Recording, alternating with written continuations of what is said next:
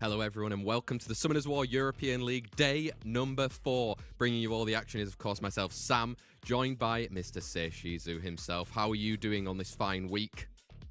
Doing very well on this fine week. We just had the update with the new Second Awakenings. However, as mentioned in the notice, the Second Awakening units cannot be used until the 28th of this month. So we are not going to see them today. Otherwise, we will definitely get those questions out there. Is there a Schumer? Well, not in this competition, but I do expect one in future competitions. I mean, there you go. It could line up pretty perfectly with happening during our playoffs as well. If you don't know what's happening here and you haven't watched us for the past 3 Wednesdays in a row, we have the Summoners War European League. Over 6 weeks, we have 12 of the best players in Europe that have managed to get their way here to see who can be crowned that Summoners War European League legend, should we call it? Well, the person who wins, right?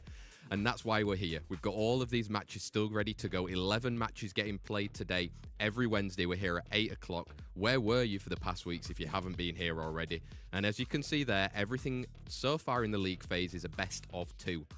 Not meaning a best of 2 in that phrase, but there's 2 sets that are played.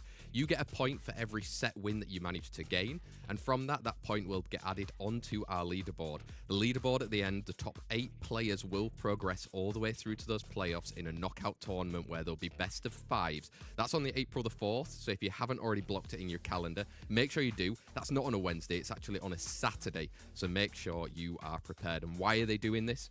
Obviously, to get some prize pool money there as well. 10,000 euros up for grabs right now.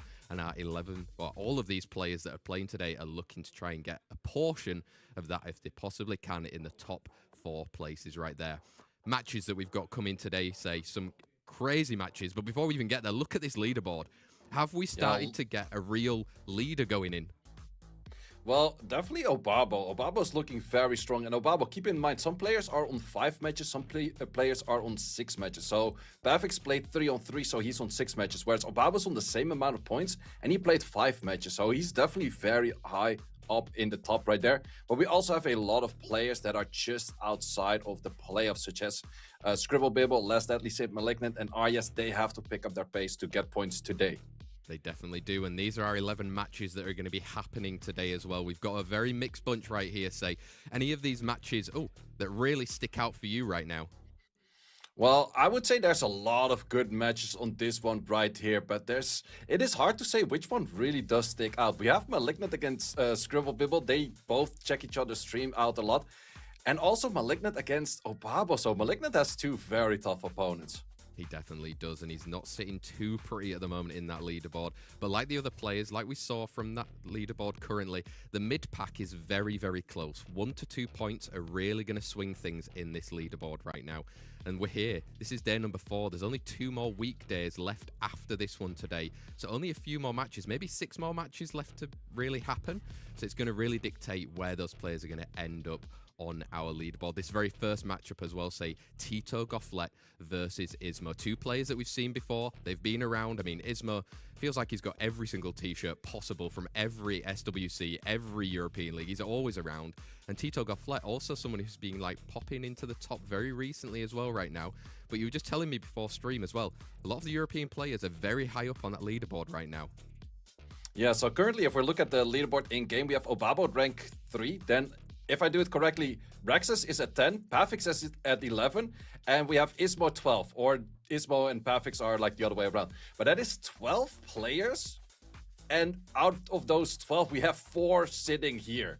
That is absolutely insane, because that is all of the regions combined. That's all of the servers combined, and we have 4 of those players here today. And then actually, outside of that, there's still a lot of players that we have right here that are in the top 10. So we have some fireworks coming in here today because those players do understand the meta.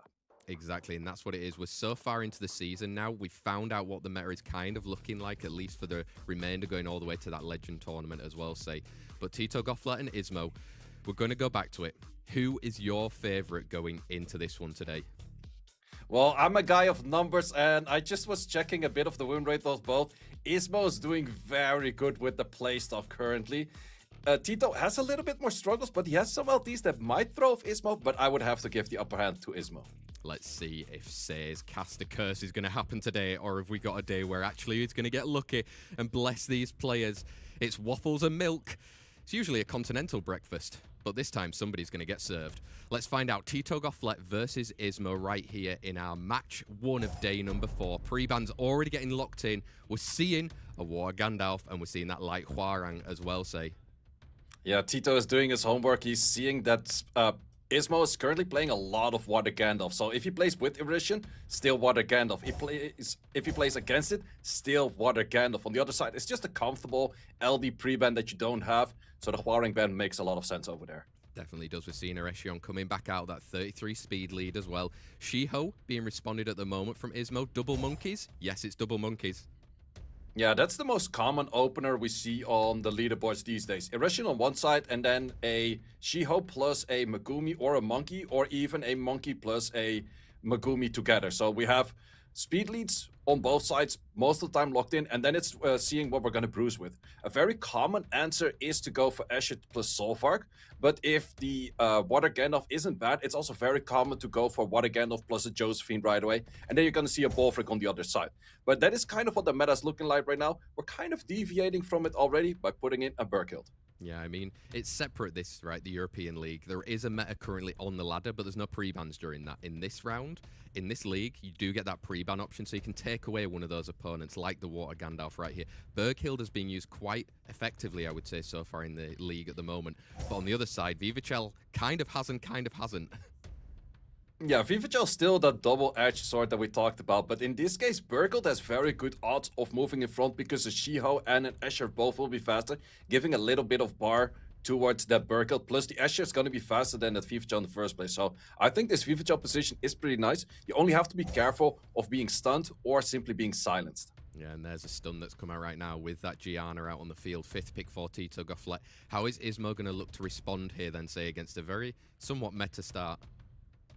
Yeah, it's definitely a meta-heavy team. You could simply go for a Hey Gang. I would expect your Hey Gang also to be banned in the process, but there are a lot of strip potentials on the side of Tito. So a simple Hey Gang, as we see being locked in right here, right now. Is he gonna lock it in though?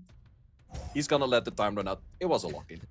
Locked it in there. It's going to work well with that Vivachel as well. If it stays on the field there, say. But who are you most scared of looking at that?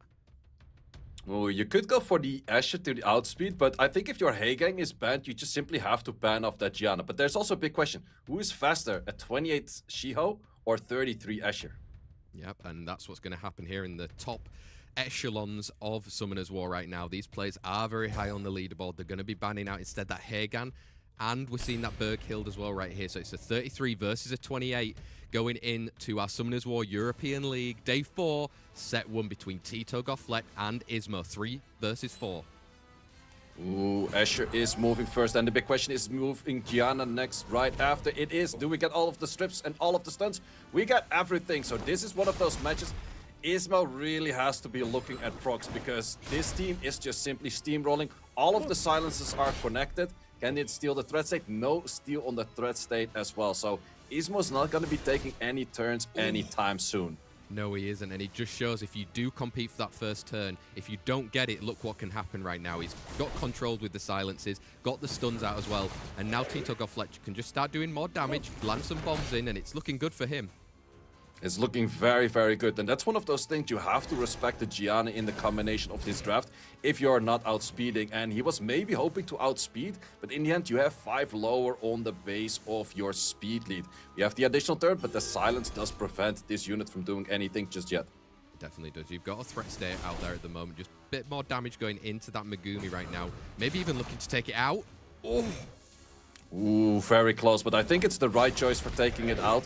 Doing a 2 against 4, even if your enemy starts taking turn, also some additional turns going to the side of Tito. But in the end, this was just very well drafted and very well played by Tito by simply just controlling the whole fight. If you land all of your debuffs that way, you're gonna win these kind of matchups.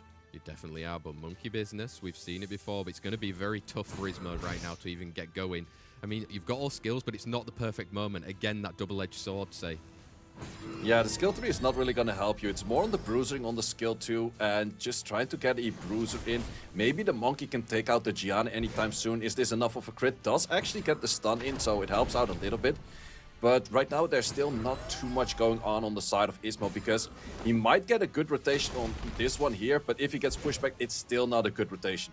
It definitely isn't. And you've got that sustain on Tito Gofflet's side from that Escher, so the Gianna is going to be even harder to take down right now. I mean, once you get some more damage plowing through on a defense break, it's looking good for him. Yep, and we also go back to our cycling for the Dragon Strike, providing the taunt, so therefore cannot hit the Gianna, and Gianna is able to drop bombs. Critical error coming in. Do we get stuns? We do get double stuns, and that will definitely make this match a victory for Tito Gofflet right there. Tito Gofflet taking that first set win right now. Is the caster curse a real thing? We're yet to find out in our second set right here between Tito Gofflet and Ismo. We're going to be going straight into that. Pre-bans this time around. Maybe a Water Gandalf we'll see out on the field. Maybe we'll see that Light Hwarang as well. Expecting maybe a Trauma ban on the side of Ismo coming through here. Well, the trauma ban would be towards a Gianna, but all of the units that Tito just played are all units that Ismo would play himself outside of that Burkill. So it could be a Burkill ban. On the other side for Tito, if he really doesn't like to play against a Josephine or something, no, we're actually going to be playing on the fact either I first pick it or you're not going to play it, but it's not going to be on your side of the field. Yeah, that's the difference when you're in these competitions. You've got that pre-ban, you're not on the leaderboard. Normally, where you're just playing against your opponent, they might have that first pick, but locking in straight away with that Water Gandalf, say.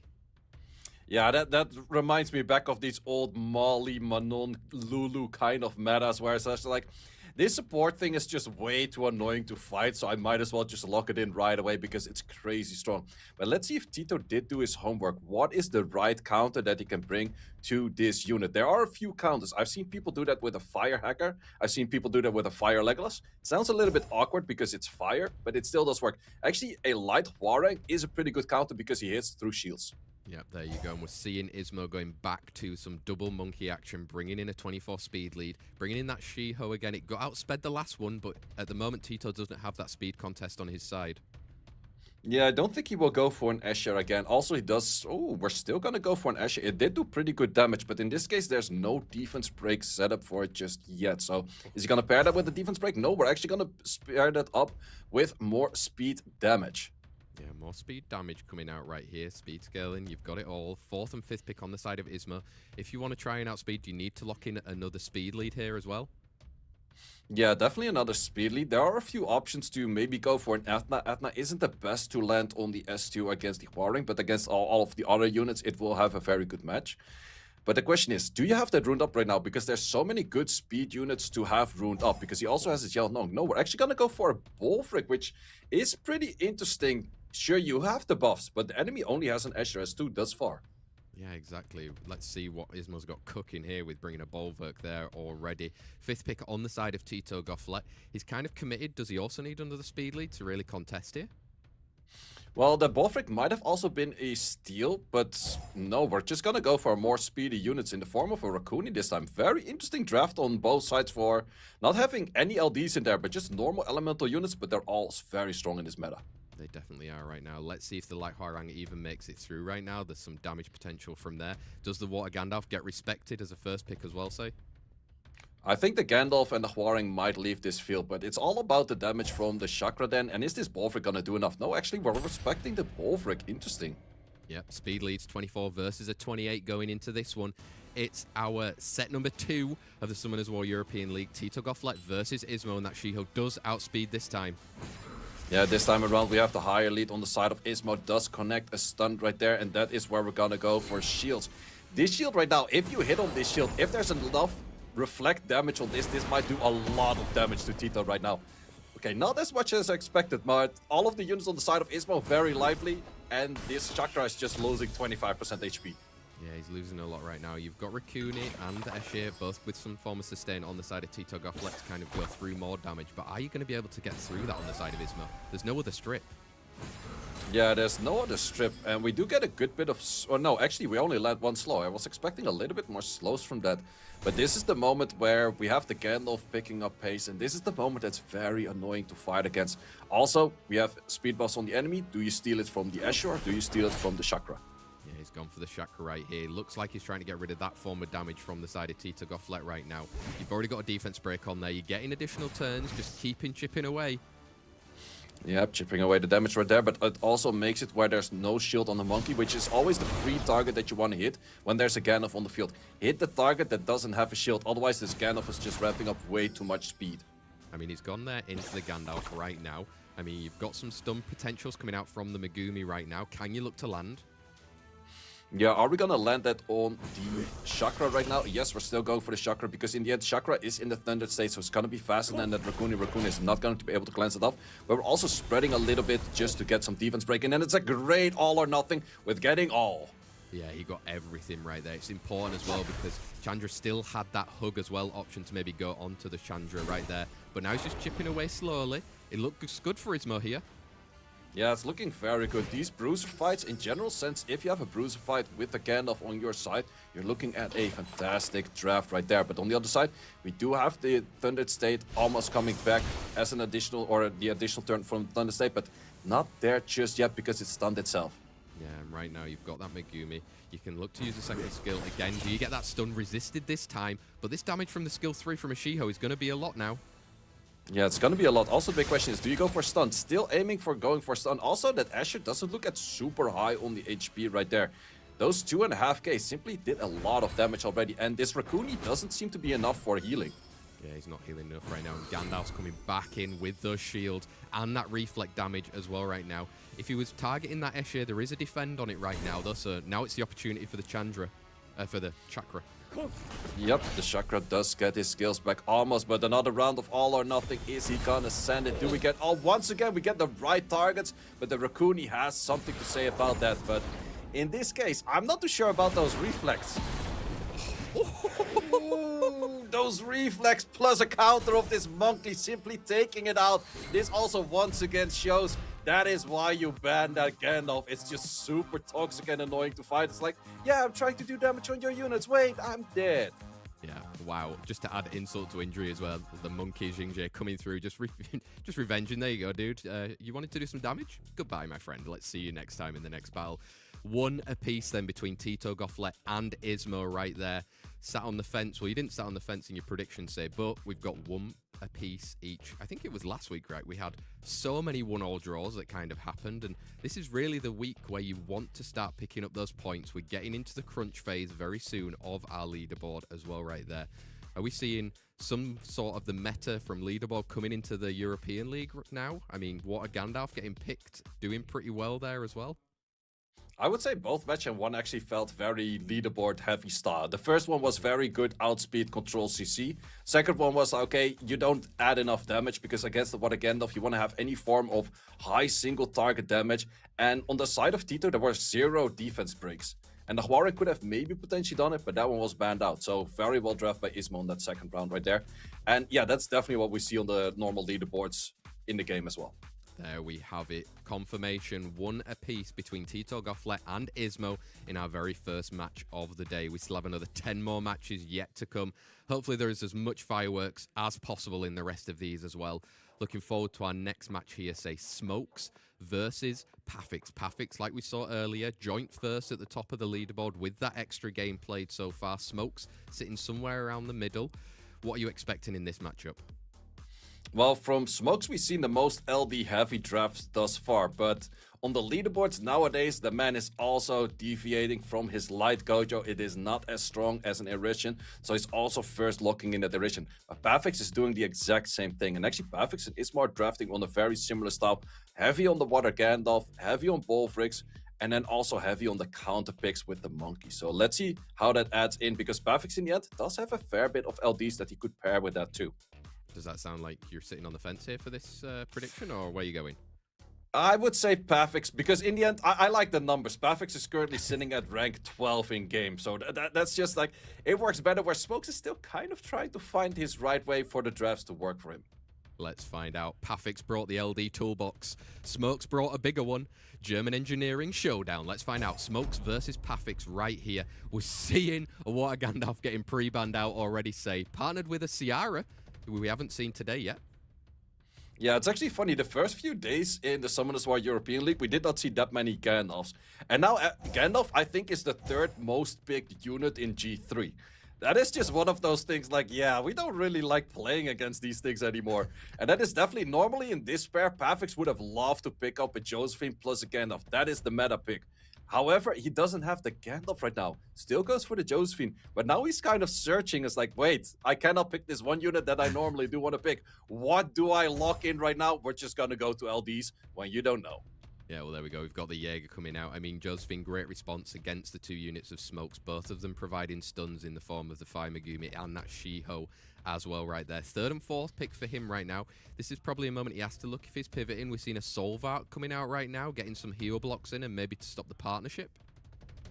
Yeah, it's interesting to see a Solvark without AoE strips. You don't see it too often, so it's more of a steal. But in this case, we have a lot of single target strips into a Solvark. It is an option that could work, but I'm not too sure if Pathics can find just simply a very good bruiser-heavy 4th and 5th, because that is probably what he's looking at. Let's see who he wants to kind of choose in here. Like you said, both these players with a heavy LD box, but not really going too much into it. We're seeing a Diana and a Chow right there, so that's some single target damage.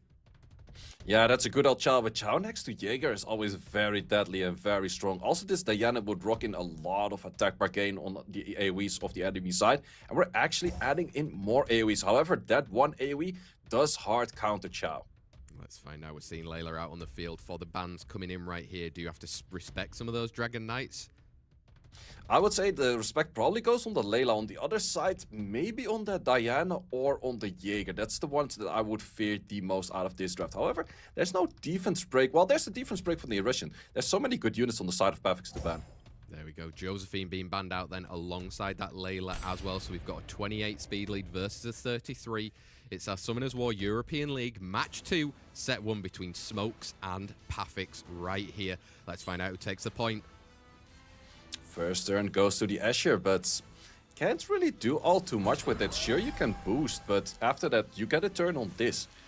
But what are you really going to do with it? 2 units that are wrong element, you could potentially stun, and the other one, you cannot stun at all. And the other one would simply cleanse. So, okay, we do send it on one of the wrong elements, which is actually, I think, the most crucial target to also have that, because it does allow you to go for AoEs right now. Yep, you can go in for these AoEs right now. Does manage to hit, and we've got that threat state. Got silences as well onto the Diana, which could be good if there's a prop. But that's a nice additional turn from the Megumi. That is a very nice additional turn, because that allows you to also hit the Erection, but the Erection did resist the stun right there. So goes for, why do some people have a 33 Legion on their team? That's just unfair. It definitely is right there, getting those 3 stuns. Megumi's trying to pop off a little bit more, lands a defense break, but these Dragon Knights are going to be hitting hard on those skill 2s. Yeah, that is definitely one of those things. Pathics is known for great runes on those Dragon Knights, and you have to put all of the attention into the Diana, otherwise this Diana will be too annoying to deal with. But these Dragon Knights are just simply working so well thus far. Defense break sitting over there, but thus far, there's still so much more damage coming out on the side of Pathics. Yeah, there is. I mean, you've got the threat state coming out. Oh!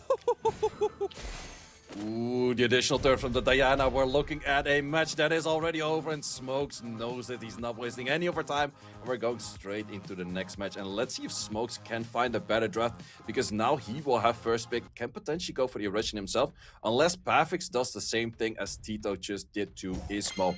I either play it, or it's not on the field. I ban it. Yeah, let's find out how many times we say what Gandalf's name today. Maybe it's in that pre-ban section only, but let's find out going into these pre-bans right here. So, like you said, I mean, the draft maybe let him down a little bit during that one right there, but also you've just got to remember the damage that comes out from Pathics in the form of those Dragon Knights is so deadly and effectively just can clean out units. Yeah, it's doing a lot of damage, and even when Chow was really not that much meta, even when I really hated Chow, he was still one of the best Chow users out there. Now Chow is actually good. Can you imagine how much I can do? Well, we're not going to see any of those speed leads in the form of a Megumi or a Rishon on this field right now. No, they've been taken out right here, so it is going to allow SmokeZz with that first pick. Are we going to be locking in, I don't know, a Water Gandalf at this point? No, he's gone in for the Ciara then instead, so Pathics knew that from the first one to pre-ban it in that first set. Yeah, I actually do really like the Ciara from SmokeZz, mainly because of it is a good counter against Gandalf, because Gandalf's shields are good in the bruiser fights where we do a little bit chip damage back and forth. Ciara, when she lands a double bomb and let it explode, shields don't matter, everything just dies. That's exactly how it works. I mean, he's pulled out the Jingzhe with that 24 speed lead, but partnering up with the Gandalf right here. Are we looking for a bomb angle then from the side of SmokeZz? Ooh. Ooh, Fire Legolas. One of the strongest counters against the Gandalf. Not necessarily to hit the Gandalf, but to hit everything but the Gandalf and then deal with the Gandalf later. That is the main play that you deal with this. Also, all of the shields and reflex that the Gandalf normally provides to the allies, this Legolas will actually steal those. So let's see what he pairs that up with. More stunts. Oh, I see a Josephine angle. Yeah, Shiho coming out right there, providing some sort of stun on that skill 3 if it lands. Are we going to see kind of Pathics turtle up right now? Maybe see a Josephine, a bit more of a bruiser action to be able to survive through it? Yeah, Josephine definitely feels very strong over here, but maybe he wants to have a better bruiser potential. Nope, we're still going to go to the Josephine. It would be a little bit too much to also lock in a Bolvik right away, but a Shizuka, it is triple water though, but it does kind of well round where it still would work. Let's find out. Bolverk's been stolen, then on the other side of SmokeZz right here, looking to try and eat up all of those buffs that are going to be coming up on the side of Pathics right there. But who are you going to be able to partner up with in that 5th pick right here? There's a lot of water on your enemy's side. Yeah, this is definitely, if you have a super strong Sonya, you could take out one of those water units, but you need a very strong Sonya for that, because a lot of these water units in most cases are anti-wind, but we're actually looking in a Dark Zenitsu, also known as the Dark Quillin Slasher. There we go, we've seen it in the 5th pick. 5th pick on the side of Pathics then right here. Like we saw, he kind of turtled up into that turn 2 right here, but he's going to love some attack bar if he can get through. Oh, okay. Okay, the Lydia makes not that much sense, could get stunned, but the Tianling is going to be eating and enjoying a lot of that attack bar, because in the end, there are 4 units on the side of SmokeZz that have attack bar gain. Yep, great pick right there. Is it an instant ban? Probably, if you're going to try and deal with it, right? Well, also the Shizuka you have to be careful with, because if the enemy, or if you do get your Shiho off skill 3, then you're going to be looking at a very long time of invisibility and immunity on the enemy side. So I think you have to respect the Shizuka. No, we're actually going to be respecting the Josephine and the Bolvik. There we go. So we've got 24 speed leads for both SmokeZz and Pathics right here. It's our match 2, set 2 of the Summoners War European League right here. Pathics currently in first place with that first set win. Yeah, let's see if he can extend that lead. Once again, the Gandalf moving very, very fast, coming right after. Going into that, Shizuka does manage to land the stun there as well, so it's going to be good for him. Yeah, that's definitely going to be very crucial, but Shizuka's still one of those units I'm always super scared of playing a turn 1 against. If it procs once at the wrong moment, so therefore he's trying to take it out as fast as possible, but that already gives your enemy the chance of a 27. Yeah, like right here, can you look to get some switch? Can you get some stun? Nothing coming through, but you've got a bomb opportunity that you can try to take out that Shizuka, say. Yep, if he can land that bomb does connect, and that is a very favorable position for SmokeZz right there. Simply taking out the unit, you still have your Legolas on the field as well that can start working on those buffs from the enemy. Let's find out right here. There's no sustain on the side of SmokeZz, so he really needs to chip through all of his damage on the side of Pathics. There was a good amount of multi-hits right there, but the attack bar is a little bit limited because of the Tianling on the field. But the All or Nothing is getting a lot of all right there. And this Quillin Slasher is gonna live another day. But also a lot of resistance coming in from this Fire Legolas. Oh, big stuns there, though, say, coming out against him. Quillin Slasher is going to go down right now, so it is a 3v3. There's a potential opportunity. Yeah, there's potential opportunity. Also, the defense break just simply made the Water Gandalf do too much damage. But also right now, where are you going to lock down the damage? We're still locking down the damage on this monkey. That is the most annoying target to deal with. Currently nothing to steal, and we're actually spreading a little bit of the damage. We're looking for this bomb to come back. Yeah, we are looking for it right now, but look at Gandalf coming back again with shield, with reflect, chipping away. But that's good damage into the Tianlang. That is very good damage into the Tianlang, but this is also kind of the awkward position. Where do you raise your focus? We're gonna get the bomb off, but I would probably drop the bomb on the monkey right now, not on the Tianlang, because the monkey, I would say he has good chance for a proc right now. Yeah, let's find out. You've got all or nothing again. Just going with that first skill into the monkey, and the monkey's picking up speed, sir. Yep, also the big thing you have to keep in mind, you have to steal the shield right now, otherwise that bomb would have been removed by the cleanses of this unit right there. Ooh, taking the additional turn, and that is the deadly and annoying thing from this Gandalf. Once again, can remove, ooh, did not actually remove it right there. Didn't remove it, but did manage to get rid of the CR right there, so it doesn't have to compete with stuns. 2 versus 2, Tianlang's off the field. Ooh, missing the defense break right there at the one crucial moment where you could have actually had it. Additional turn from this unit right there. I think SmokeZz is actually sitting in a favorable position right now. If you take out that unit, yes it is. Fire Legolas is doing a great job once again against these Gandalf. So, seems to be that we're going for one apiece. It does look like that right now. I mean, he's going to play it out, it seems like Pathics right here. But one Lord of the Rings unit against another. Legolas looking strong. Can Gandalf? No, right? Well, I've had a fight before with a Water Gandalf against a Meowing. It's actually still on revenge, so violent revenge on that unit right there. It took very long to take down the Gandalf. You will take it down, especially with this many additional turn or like this many multi-hits on additional damage artifacts. But it just shows this unit is stupid. Like, look at how long it takes for it to die. It's nearly, if it took like 3-4 procs, it would have won. Do we say it yet, say? He shall not pass, right? Well, he's passing, but it takes very long. There we go. SmokeZz won, Pathics won again. Another draw in our Summoners War European League right there. The points are split between both of the players. The rise and the fall of Water Gandalf in 2 matches so far, say. We were speaking before, how do you deal with it? Fire Legolas? Pretty good answer from SmokeZz right there. Yeah, definitely the combination. Also the Sierra with the bombs, because the bombs were actually the heavy thing to take it out. Fire Legolas was kind of just there to control all of the units and also take away those shields at the right moment. So there's less cleanses, less heals, and also just simply less bar gain for that Gandalf in the first place. There we go. 1 apiece between both of those players. It's going to leave Pathics probably still just at the top of the leaderboard. But remember, he will have played 2 more matches so far of that against Obabo, his closest rival right there. We won't be looking at the leaderboard until the very end of the day as well. So it's going to be a bit of a surprise. We might see it during the matches. If you have a look under the players' names, it will say their current standing in the league. So if you do spot it, even try and let us know in chat, because sometimes we might miss it. But there we go. 1 apiece for both of these matches so far. Are we just going to have some more board draws? Say, oh, do we want fireworks? We want fireworks, and I do expect fireworks from Rexas over here against Arias, which I've also been following both players a little bit. And Arias actually climbed 195 points in the last 7 days. So where he was struggling a bit with the meta before, he's actually doing it very well. And guess why? Why? He picked up Water Gandalf. Ah, God. Oh. He's locking it in slot 1 or slot 2 straight up. So let's see if Rexas does have an answer to this Water Gandalf. Surely he knows as well, right? If you know it, say it, and we've seen the jump of that many points, because that many points of a jump on the leaderboard that must be very good for his mental health right now. Yeah, 100%. That's a very, very good jump right there. But then again, Rexas is sitting 250 points higher than Arias at the moment. And he does also know his fair share. No, he's actually not playing that much of the Water Gandalf, but he plays a lot against it. So let's see if that does work out for him or not. Are you going for him, though? Well, I would just simply ban it if I was Rexas. Oh, no, I mean, who you think's going to win? I would still have to give it to Rexas, but we have seen a lot of one apiece. This is going to be a 2-0 for Rexas. Damn, will Rexas make another friend here? Hard to be friends with someone whose name you've never successfully said out loud. Oh yeah, that's just us two. Ayaz versus Rexas right here. Pre-bans Erechion, and we're seeing that more, so there's no Water Gandalf in there. It's going to be a first pick potential for Ayaz here, say.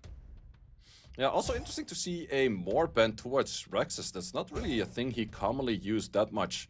Asher is definitely a steal, so that is a thing that is seen a lot, but Asher is mostly paired very well with the Erechion, so I don't think that Rexas is going to miss that unit all too much. Let's find out how he's gone in for the Fire Megumi right there with a Shiho as well. Again, 2 stun units. Who would you like to see? There she is. Yeah, there she is, and also with the pair, that is the Water Gandalf, because that's very common against 2 stunners. You add in a shield unit, and you add the shield unit with another shield unit. That is the Gandalf. No, we're actually not taking the Gandalf as of yet. Interesting. Wow, what's he got cooking? Wind Twin Angels coming out right here, right now. Actually, looking there, say it's 5th position versus 12th in last for Ayaz right here. So he really needs to try and cook something up to get some points on this leaderboard. 3rd and 4th pick right here for Rexas. Berghild looking to be locked in. Yeah, Burkhardt being locked in. You also still have the Light Huarang is a strong option. Jaeger, still a lot of strong LDs on the side of Rexas. Going for a Bolfric, 3 buffers on the enemy team, so that's a very strong Bolfric right there. However, a lot of those units could also lock you down, and there's already heal blocks. Yeah, and we're coming out with that Dark Zenitsu as well in the 4th pick for Ayez right here, bringing some damage to come through. Looks like he maybe... Are we going to see a double angle like an Obabo? There's actually one of those things that Obabo only makes it work. Outside of Obabo and Lest, I've never seen anyone make the Zenitsu on light, or not the Zenitsu on light, the Zenitsu on wind work. So I don't think so, and we're not going to see it here today, but we're going to see a Misty. More Hue blocks potentially. Yeah, getting some more damage coming through as well with that speed as we get through the match right here. Say, Rexas with that 5th pick, we know he's got some deadly LDs that he can kind of pull out of his back pocket here. Yeah, let's see what she wants to go for. No LD in this case, so just simply gonna go for a Layla, because also a few units on the enemy side are speed scaling, so providing that slow is very, very strong. Let's see who you're looking to ban out here right now. Say, I mean, there's a lot of potential. We're seeing Bolverk being taken out then, and that Dark Zenitsu as well. So we're going to be having a speed lead coming out on the side of Rexas, a defense lead on the side of Ayez right here in our Summoners War European League Match 3 between Ayez and Rexas. Let's see who takes that crucial point for the leaderboard right here. Yeah, we have the first turn going to that Shiho. You can go for a stun, but you will probably get stunned in the process by this Josephine. But let's see where he would like to place that. Going into the Esche, landing that stun early as well. Josephine coming in right now. Can you look to land a provoke? Nothing on that Layla. Whoa, trying to go for a wrong elemental right there, but we're also trying to go for a 50-50 over there, not connecting those hits.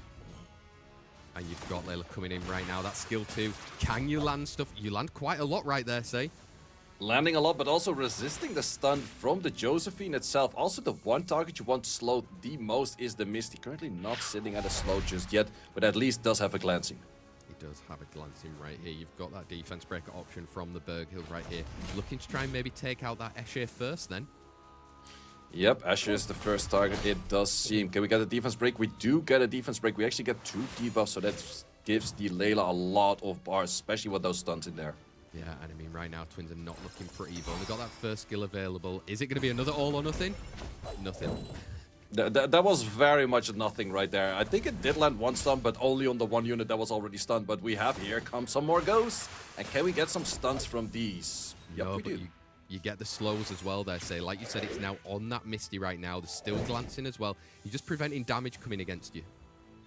Yeah, also that Misty on the slow, that's the one point you don't want Misty to be sitting on, because Misty is speed scaling, but it's also mostly scaling from additional damage artifacts, so it's therefore simply not doing all too much damage when having that slow. No, and we've got here, Berkhild, we've got that option, put a branding on as well right here. It looks like Layla's going to be able to kind of take over this match fully for Rexas. Yep, seems to be like that. Do we go for the pushback in this case? Cannot stun the Misty, but can push back the Misty. Misty is actually working hard on those counters. But we have a skill 3 coming in from this monkey. And actually, Twin Angels on Wind are on Violent. Mostly that's a Despair unit. Oh, you're getting a stun. You've got it on that Fire Megumi right here. But I'm lacking a little bit of damage now from the side of Ayez, right? Josephine really needs to start hitting, but with a defense break. Yeah, this is where the damage comes in, and Ayez doesn't know it, and therefore we have 1 point going to Rexus. There we go, Rexas taking that 1-set lead against Ayez here in our Summoners War European League. Very nice draft, I would say. He managed to kind of play it out, seeing what Ayez was picking. There was some steals from Ayez's side early on in that draft as well.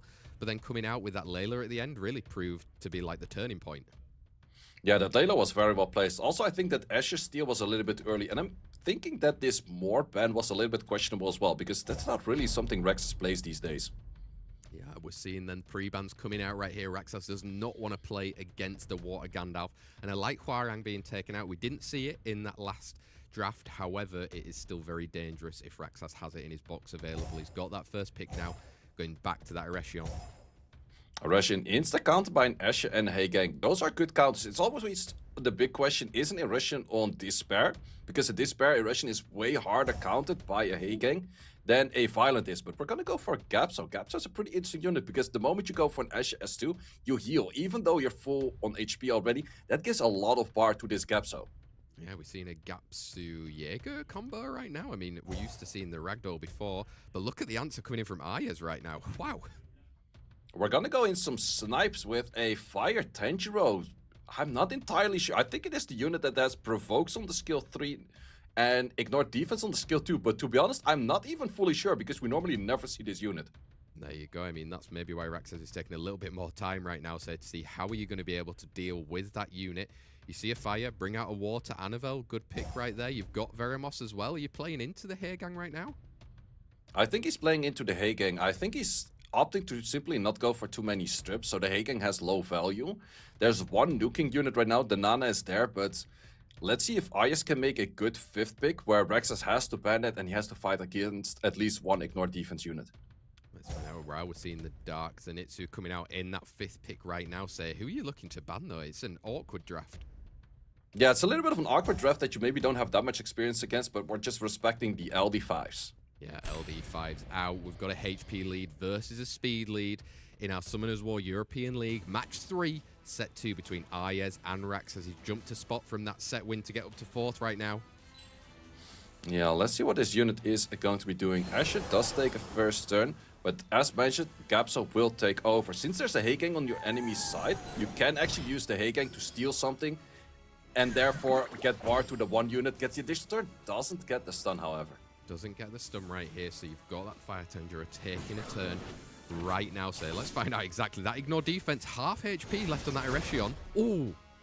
Half HP, but I was kind of expecting more damage, but the stun on the Erechion, wrong element. The only unit that was stunned was the wrong element right there, which is very interesting. Also right now, you could go for a heal, but you could also leave that job towards the Veramos, and he's gonna leave the job to the Veramos. Through glancing, still landing a lot, and this Veramos is looking very Gianna today. He definitely is, and you landed those huge defense breaks. A big extra turn from that Gapsu right here. If you kill, you've still got to deal with Nana bringing it back. Nana is bringing it back. We have the skill 3. Let's actually check what the skill 3 is. It is actually the heal block one. It is not the provoke. I think the provoke is then maybe on the light one. But not adding all too much to the table, except for a lot of cycling. But if it takes an additional turn right now, I guess it is on violent. But it's simply not doing too much, and Veramos will clean up all of those debuffs. Yeah, and I mean, right now he's taken rid of his damage dealer on the side of Ayes. You've still got Eshe that can provide some damage, but wow, it looks tough for Ayes to come back from this one. Yeah, it looks very tough, and that also just shows the strength of a Gapsu. Gapsu doesn't really necessarily need a combo of a Gapsu plus a Rectal in this meta. It just works very well as long as your enemy has a few healers. There we go, Rexas confirmation 2-0 against Ayes right there.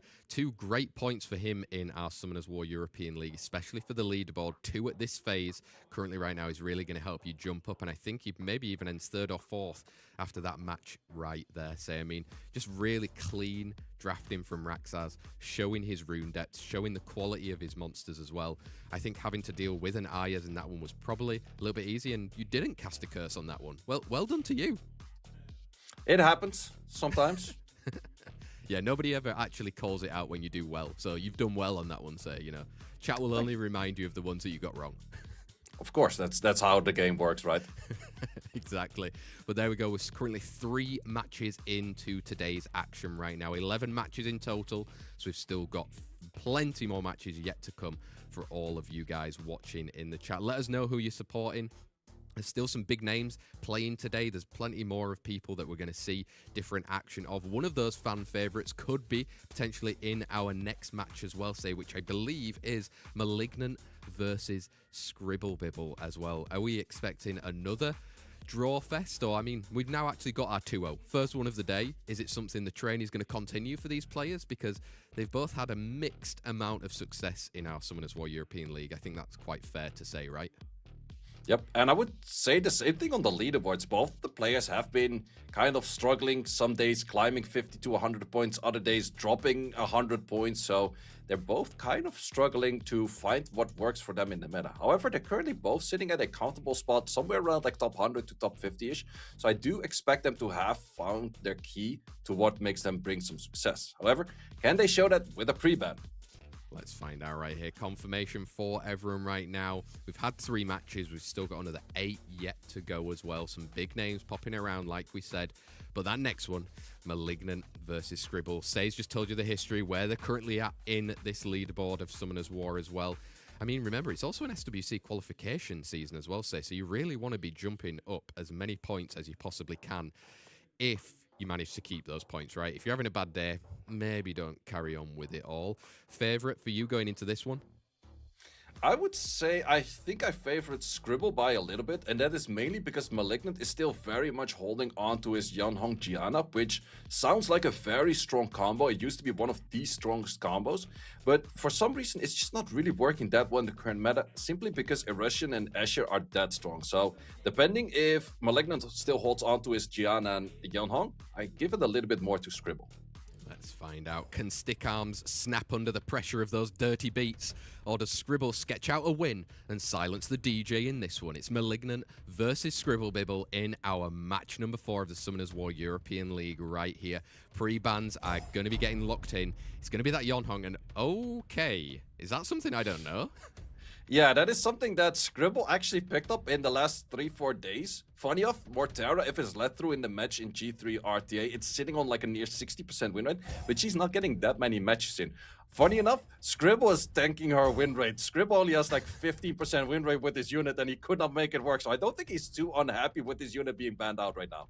There we go. We've got Oliver and Ashiho as a quick response then on the side of ScribbleBibble right here. Let's see if he's going to take any more inspiration from his coach in the chat.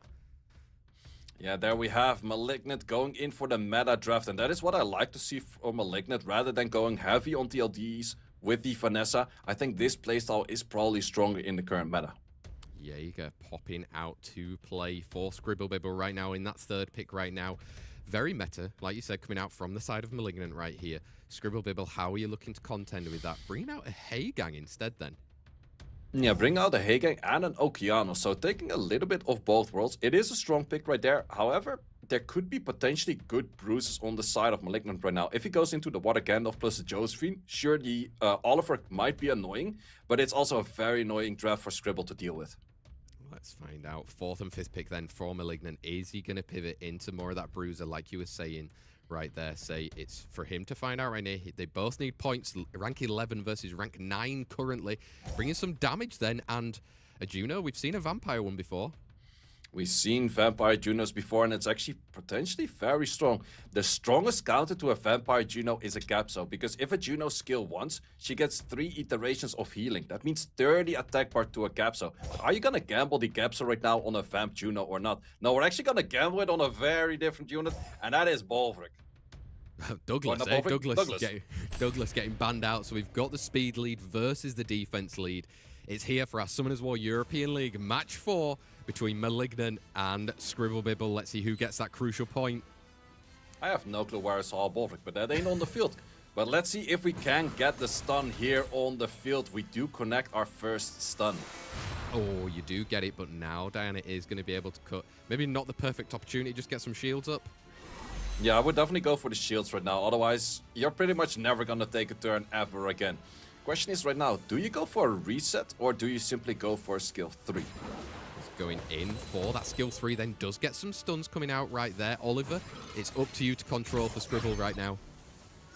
Yeah, up to you to control right now. The big issue is that there is not too much damage on the side of Scribble, and he has to deal with a Juno and he has to deal with a Diana. And I think by the looks of this, I think he simply just doesn't have the damage to do so, because the Hey Gang is not going to provide that much anymore, outside of just working on the cleanses. But we are looking at a Vampire Juno. I think Vampire Juno pretty much already wins this match from here. Yeah, it's going to be very, very tough. And you can see Malignant just targeting that damage into the Okeano, seeing that's where damage, a defense break on it as well right now with the Juno following up. Yeah, Juno following up pretty soon. We have the all or nothing, but it simply just doesn't matter all too much. Like, you really have to get rid of this Juno, but sending skills into the Juno right now, it's not gonna kill her anytime soon. That is a very tanky Juno. Ooh. It's gonna throw back the defense break. I like those odds. Chipping a lot of damage. Can you push it back right now? If you push it back right now, does he get it? Does actually get the pushback. I don't think that Malignant is liking his odds right now, and I don't think Malignant is liking the game. However, can we get all of the skills in that we need? Because we have to take it down in this rotation, because she is moving very soon. Oh, and she is going to move. She's going to cut in right now, and it is going to mean that he can survive a little bit longer. I mean, you really had to take that opportunity, right? He had to take the opportunity, but he also had to reset his Soulfork, because if the Soulfork was getting a skill off, that would have been threat state. But we're gonna go for the cycle again. Oh, not just yet. Ooh, also no skill available just yet over there.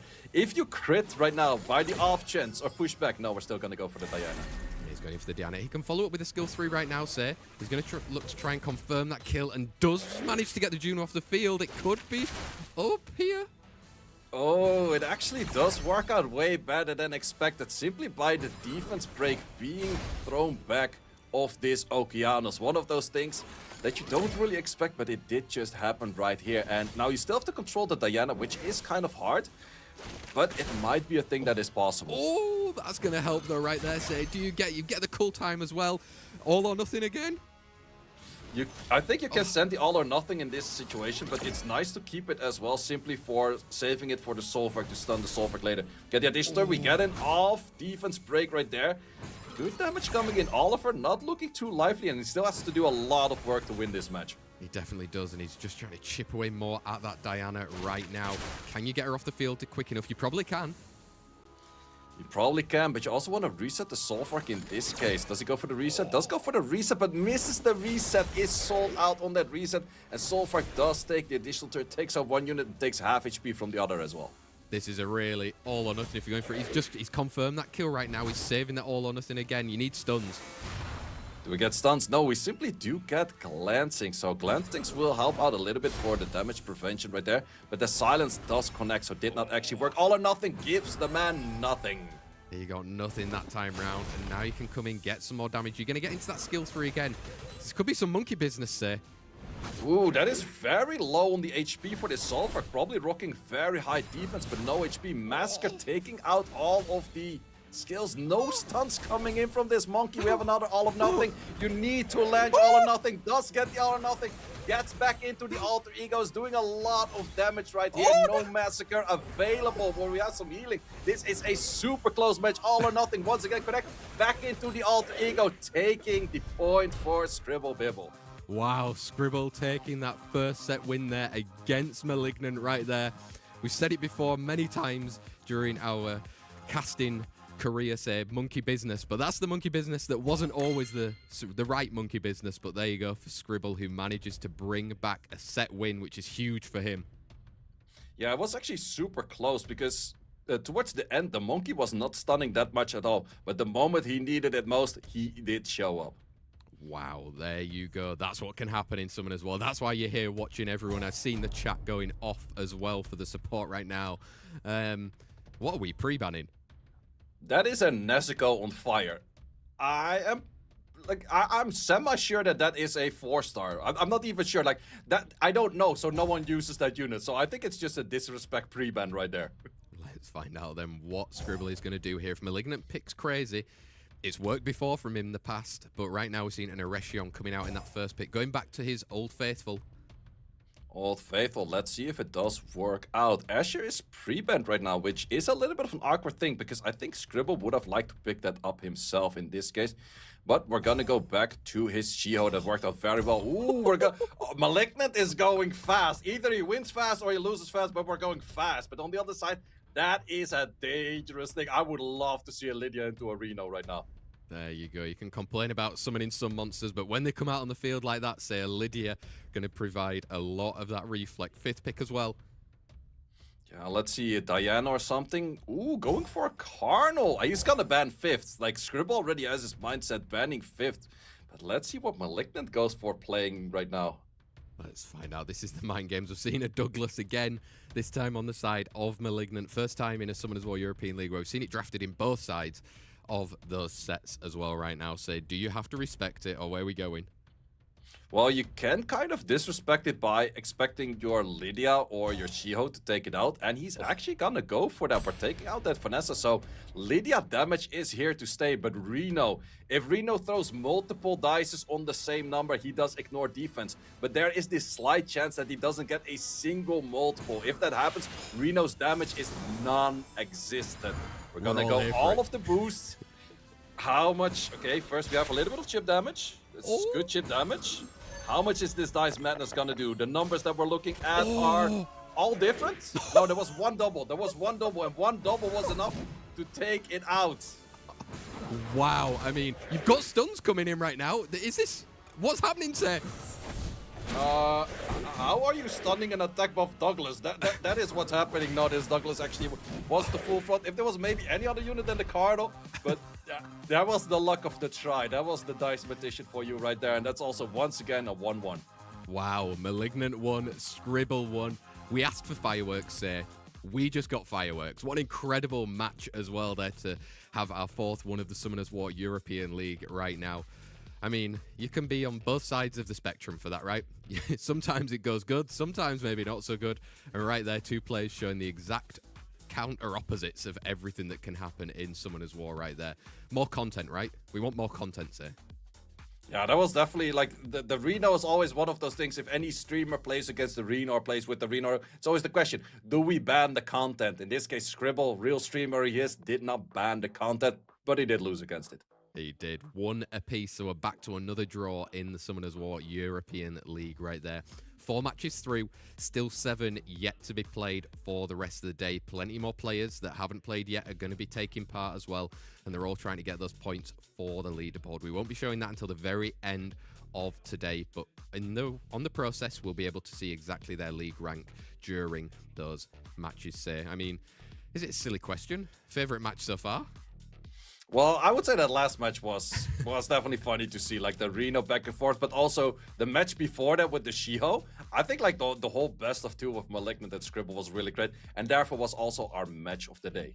There we have it. Like we said, we've still got plenty more matches yet to come as well. We hope you're having fun. Let us know in chat. I saw the reactions going off on both sides for every single one of the players so far in our matchup right there. I mean, we're going to be going soon into our first little 5-minute break, so don't go anywhere, guys. We've got plenty more action yet to come.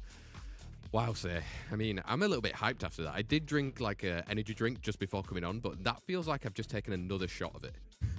Yeah, that's always good. We like those hype moments. And that's also the thing with the current meta. We're going heavy into this water Gandalfs, like nothing dying, taking long, full HP units. We kind of like it where sometimes units just disappear in 3 turns. And I hope to see a little bit more of that. Yeah, let's find out. Are we going to get the fastest in history Summoners War European League match coming in these next round? Those players are still yet to play as well, so maybe they've learnt something whilst they've been watching in the sidelines, but we will find out very soon. Don't go anywhere. We'll be back in around 5 minutes. Go get to the toilet, go eat some snacks.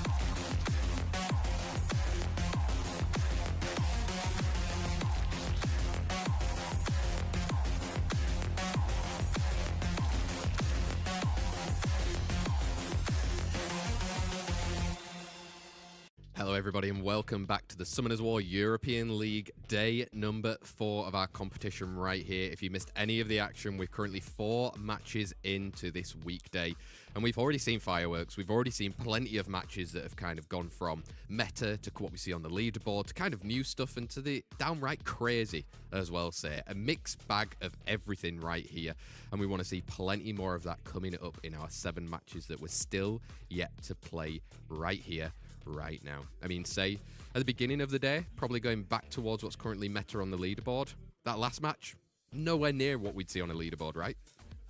Yeah, absolutely. And it's also funny to see with Malignant. Anytime he plays something that he thinks is gonna win, it doesn't really work out that much. And then he just slaps in a Douglas first pick, and suddenly it wins. Or he goes for a Reno, and suddenly it wins. So is that maybe a key giver that he should be just always playing like that? I don't know if it's sound advice to be giving there, say, but I mean, let's see how he takes that news as well right there. Gets a point for himself on that leaderboard as well as Scribble. Both of them sat right now outside of those playoff positions, I believe.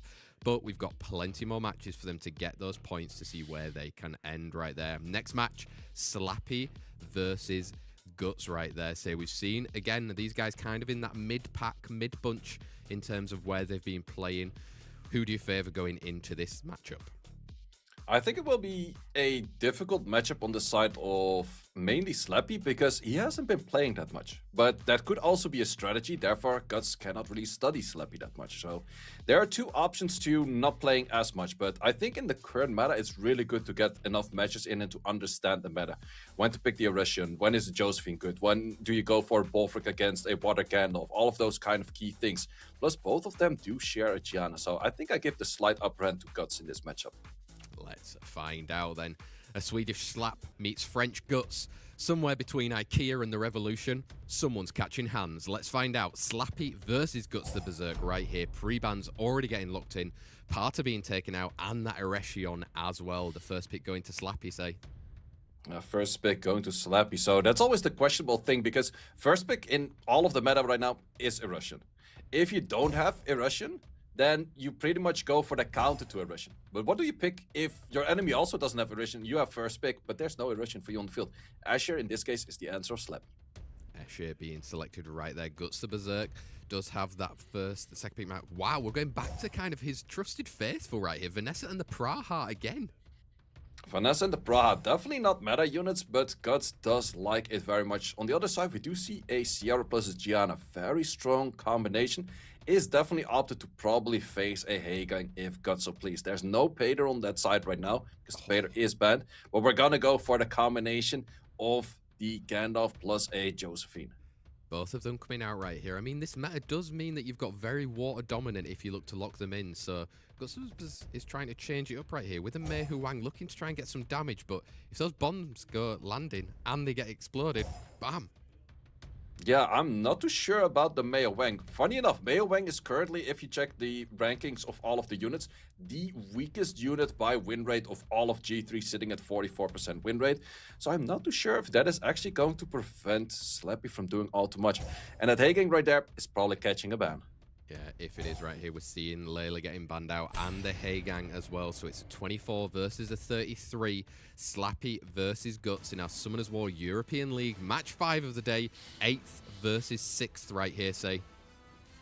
Yeah, let's see what Slappy can bring to the table. Because the moment you do send your skill 3, you will face the Josephine. Do you connect all? Does connect all right there. Josephine, can you connect your skills? Resisted right there against the Vendhan right now. He can look to get some more damage. Was in that previous nerf as well, say. Yeah, is in that nerf. So landing the silence, landing the pushback is nerfed, but the damage is still there, and we do see some silence misses right now. I don't think that through this shield you would take it out, so therefore it's not gonna gamble to let it explode. Yeah, but he's not exploding it now. Prefers the fact if it had taken an additional turn, it's going to go down anyway. But a lot more damage coming from Slappy on that side. Defense breaks landing. Defense break landed, but defense break is also being removed by this skill too. It's dropping it on the monkey right there, so no fear of that. The only thing that you want to hit is actually an element that you don't really want to hit. If you hit the Juno right now, the bomb is not really doing to the fruition. However, we do like the crits, and this Sierra's taking every additional turn thus far. She is getting additional turns. Couldn't explode. Josephine's got that passive backup as well, saying now she's starting to control a little bit. Starting control right there, and we don't have the silence on this Vanessa, so we will see this Pra come back to life. And does she take? Nope, no additional turn right there. That might definitely change up the match. Big stun coming back from that Mei Hu Wang right there. He's probably going to be able to survive a bomb though, right? Yeah, he will definitely survive those bombs. And we do get a very good hit in from this Mei Hu Wang. Plus we have Praha moving right after. So the control from all of those stunning units did make it work where Slappy could not start getting kills. And we're looking at full HP across the board. Yeah, right now you can even look to set up a bounce right here. Does get it, get a bit more damage into that Gianna. Gets the turn, but it's not really doing too much right here. Yeah, it's not really doing too much. You don't have too much value from a Gianna like this. Additional turn on that monkey, still doing good enough damage. He's sitting at a very low win rate on the leaderboard, but it's taking this win here for Guts. Definitely is. Can you add the defense break? You can as well. Now a monkey hitting through on that one as well. Gonna 24k hit clean through there for Guts the Berserk. Very well drafted save. Chose that monkey when you said it wasn't the best one, but there you go. Well, I would say this match was also all about the Josephine. The Josephine was able to set up so much and so annoying with those additional turns. Any stun that came in, she could start controlling. Even when missing that first provoke against the Phantom, Phantom just didn't really cut it. In the end, it did have a free hit. There was shields, but he did pretty much nothing with that hate. Yeah, he didn't manage to, and that's why Guts has got that 1 point. He's been around before the semi-finals of our SWC last year as well, so he knows what he's doing. And in that situation, he has managed to kind of outdraft in that phase against Slappy. Pre-bans last time with a Parter and the Eretion right there. Are we going to see a trade-off of those different pre-bans, or do you have to try and deal with something else in the boxes of both of these guys? A Gianna, maybe? Well, they both share Gianna, so it's definitely not one of those things you really want to pre-ban. And we're actually going to go for a Ritsu pre-ban. It's something that Guts sometimes toys around with, but it's definitely not the most common pick. But maybe he's thinking, like, I would probably send that pre-ban on the Praha. Like, if you're thinking, like, oh, he has all of the LDs I have, so what are we actually going to be using? Well, then just go for a unit you don't draft yourself, such as that Praha. But in this case, he's just flashing a bunch of his LDs. Yeah, flashing them all, but Eretion coming back to play there. The 33 lead brought by Guts Berserker. We're going to see steals already. No, we're going for double oracles. Interesting double oracles, which is very early, especially if your enemy does have a Pater. You can force the Pater into its bear form by also locking in a Shio skill 3. But then again, you're also fighting this Josephine. There's just so many annoying things for Gianna to fight these days if you lock it in that early. Yeah, and there we're seeing it. Gandalf coming out with the Josephine. Layla looking to try and respond and obviously provide those debuffs. And another one as well, the Sonzan Lao. So we're playing very CC heavy against a potentially very anti-CC kind of style. Now we're actually going to be taking a little bit of speeds away from that, locking in an Athena against full non-fire units and non-passive units that can interrupt it, and adding that up with more anti-CC in the form of a Pater. Yeah, how does Slappy look to respond right here? It looks like he's going to have to bring that Gianna through and have to deal with everything there. Oh, we're seeing the Fire Hacker come in then. I guess that's gonna be an Athena ban, because Athena's faster than anything on the field, like, regardless. But the Fire Hack is an interesting one to bring more strips to the table. However, it does bring the cleanse or the buff block, which is a potential interesting buff, but I'm not too sure how well this will do against the Pater and the Josephine. Let's find out right here. We're going to be taking speed leads, 24 versus a 33, into our Summoners War European League. Match 5, set 2 between Slappy and Guts right here. Currently 1-0 up in sets as well. Let's find out if that CC can get through. It's also the big question, when does which unit move? Because in this case, from the side of Slappy, you actually want your enemy to outspeed you. And that is happening thus far. But no, we're getting a cut-in over there, and the Josephine will take its turn. It will right now. Do you opt for a stun? Do you opt for the provoke instead? Maybe a bit safer? Ooh, we're gonna go right there, and they're very well played by the Guts, because that was the unit that cuts in right now. Double resistance, not even the best bomber in game, is not a title she can take right now. She just takes a bit of additional turns, and it doesn't really do anything. No, you sent that skill 3 right now, but there's a Parter following up right now. You're gonna cleanse all of that with some immunity as well. Say, wow, Slappy might have again been outdrafted here. Yeah, we still have some potential with the skills coming in, but this is the moment where the Solve Arc goes to full fruition, full strength, where they're taking additional turns, getting that attack part, taking 3 turns when no one else was taking a turn. And Pater, we have seen the Pater before from Guts, can do a lot of damage, but in this case, not that much if you miss the crit. No, I mean, you've got an opportunity right now if you want to get the bomb. Does land it this time as well. Does land it, but what does this Gandalf have to say about it? Because Gandalf has a built-in additional turn. I've seen the script. That unit always does it when there's a bomb on the field. There you go. We've got another one out on the field this time round, sending that skill 3 stuns everything apart from that Josephine this time round. Yeah, Josephine is still there. Ooh, we actually, yep, once again, removing one additional turn. No additional turn to remove a bomb. Nope, we take the additional turn on the other one. That is just the Gandalf right there. Gandalf causing mayhem for his opponents right here. Look at all those debuffs, but look how healthy he is. Yeah, that's just one of those things. Like, into someone that plays so well on that heavy turn 2, you don't want to be going for a heavy CC comp. It just simply doesn't work. Sure, you get a good bit of those stuns in. He landed most of his debuffs outside of that few bombs right there. But things just get cleansed off. The whole team is looking super healthy. There's more damage done by the Reflect than the damage dealt that Slappy was doing itself. Plus another additional turn in a Wild Blow. Missing a good bit of crits, however, Mr. Guts. Yeah, he is right now, but he can look to clean it up right here with that Josephine. Guts 2, Slappy 0 in our match 5 of the Summoners War European League right there. Say, was that just purely coming down to experience in that one? Yeah, I think that's definitely playing enough on the leaderboards for the current meta, because the current meta is very difficult, I would say, because there's a lot of options that kind of work against one another, but when do you exactly draft those? And I think a lot of the people that play enough do notice, like, okay, the Josephine Gandalf is just a super toxic combination, because you get the shields all the time. Your Gandalf stacks from having more shields. And then your Josephine is also just more cleansed the moment that she gets in the off rotation where she doesn't have her passive up, so she cannot proc out. Well, then you have a Gandalf just cleansing that, and it works miracles, as we saw in the previous match. So therefore, you can go for CC units, but you have to draft it slightly different. There we go. I mean, it's beautiful hindsight as well, but if you, like you said, playing on the leaderboard and you're coming up against it a lot of times, you can somewhat try and figure that one out. But it seems like the rise of what Gandalf and his partner in crime, Josephine, are going to be taking a lot more of the stage presence going into our Summoners War European League right here. Let's see if the other players are starting to kind of tweak into that. Not to our favour, right, sir? That play style is a little bit more passive, going through and taking a little bit longer. But at the same time, they're here to win. There's prize money on the end of that thing, at the end of this competition. And it kind of makes sense. Play the strong units. There's a reason why they have high win rates, right? Yeah, if it's winning, then just keep using that. In the end, as you said, there's prize money on the field. You should go for that prize money always. But then again, I do like some Reno playstyle, though. Yeah, we want Rena. We want... No, I don't think we can start that chant right now. Maybe in chat we can start that one, though. But, I mean, that is our 5th match so far of the day right there. Another 2-0, this time for Guts right now. But going into our next match, we're going to see another Swedish player taking the stage. It's Obabo versus Last Deadly Sin. Proving last week that Obabo isn't fully... How do you say, like, can't take a scratch there, say? He did lose 1 point to Rexas so far in this league right now, but up against Last Deadly Sin, might be another 2-0 on the horizon for him. What do you think? I think Obabo definitely has good cards for this. He's currently sitting at rank 3 in the leaderboards, and he understands the meta very well to the fact that he knows how to counter it very well. He doesn't play it himself that much. He mostly locks in a Vanessa plus 2 Speed Awakening units, often the She-Hulk plus the Ethna. So let's see if Last Deadly Sin did do his homework, because it's very common against Vanessa players. We have seen that before with other players that also were first picking Vanessa.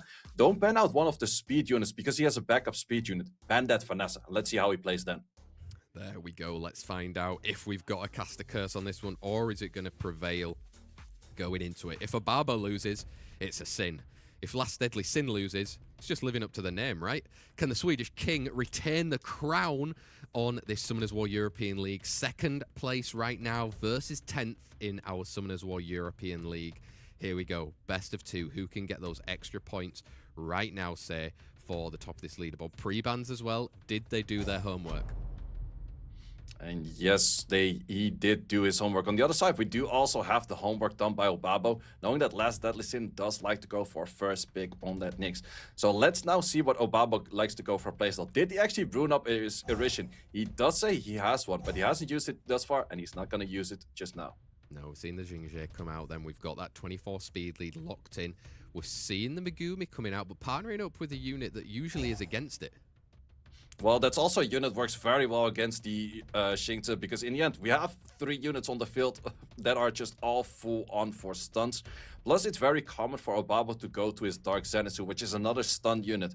You cannot stun it, but you can provoke it, which is very strong for Josephine against the Zenitsu combination. Let's find out who Obabo locks in then for the second and third pick right now. Changing the pace, Seimei coming out along with that Dark Zenitsu. I like it. Yeah, it's definitely providing a lot of back and forth on Bruisering's side. I definitely do like this Cadiz as well, because Seimei is super strong the moment that units take their turns. If you can deny those turns by a Cadiz, it can be one of those ways where Seimei just doesn't have as much value. But let's see if he adds enough damage to actually kill something. Here we go. Wow, fourth pick coming in there, and Eleanor as well. Say, bringing some cleanses, some extra buffs out on the side off Last Deadly Sin right now. Obabo, fourth and fifth. See, it feels like it's bruisering. Yeah, it's definitely bruising, but this is also an option where Bolvik on the side of Obabo feels super strong. Sure, you can kind of turn deny it, but it's just one of those units next to a Seimei. Bolvik will probably be full HP most of the time, but also going in for a speedy bruiser unit such as a Misty and a Raccoon feel very strong. No, we're actually going to go for NFL. I'm not too sure about NFL into immunity all the time, though, liking that Raccoon more. Yeah, Raccoon then getting traded out in that last pick. We're seeing Irene coming in then, fifth pick right there for Last Deadly Sin. Say, is that scary enough to ban out?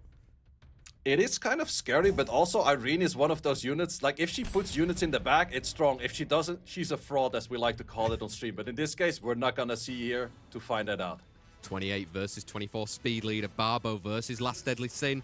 Can he get back to 100% win?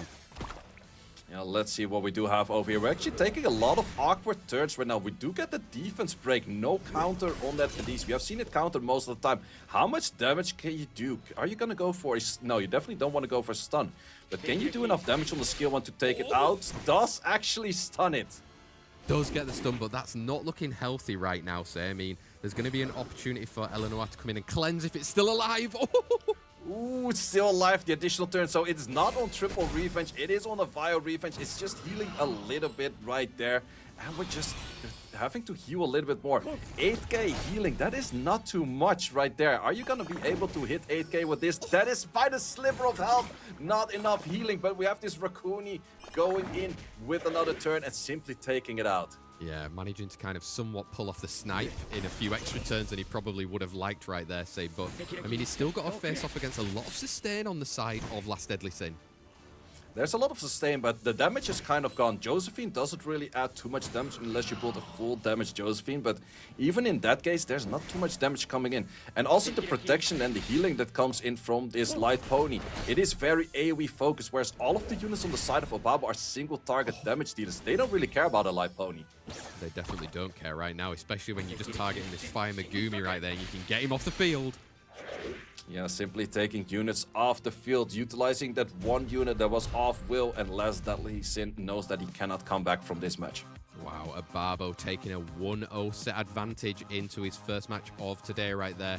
He's going to be, again, creeping back up into that first spot very, very soon, and it is confirmed, actually, with that set win right there. So, I mean, like you said, he's just on an absolute form right now, right?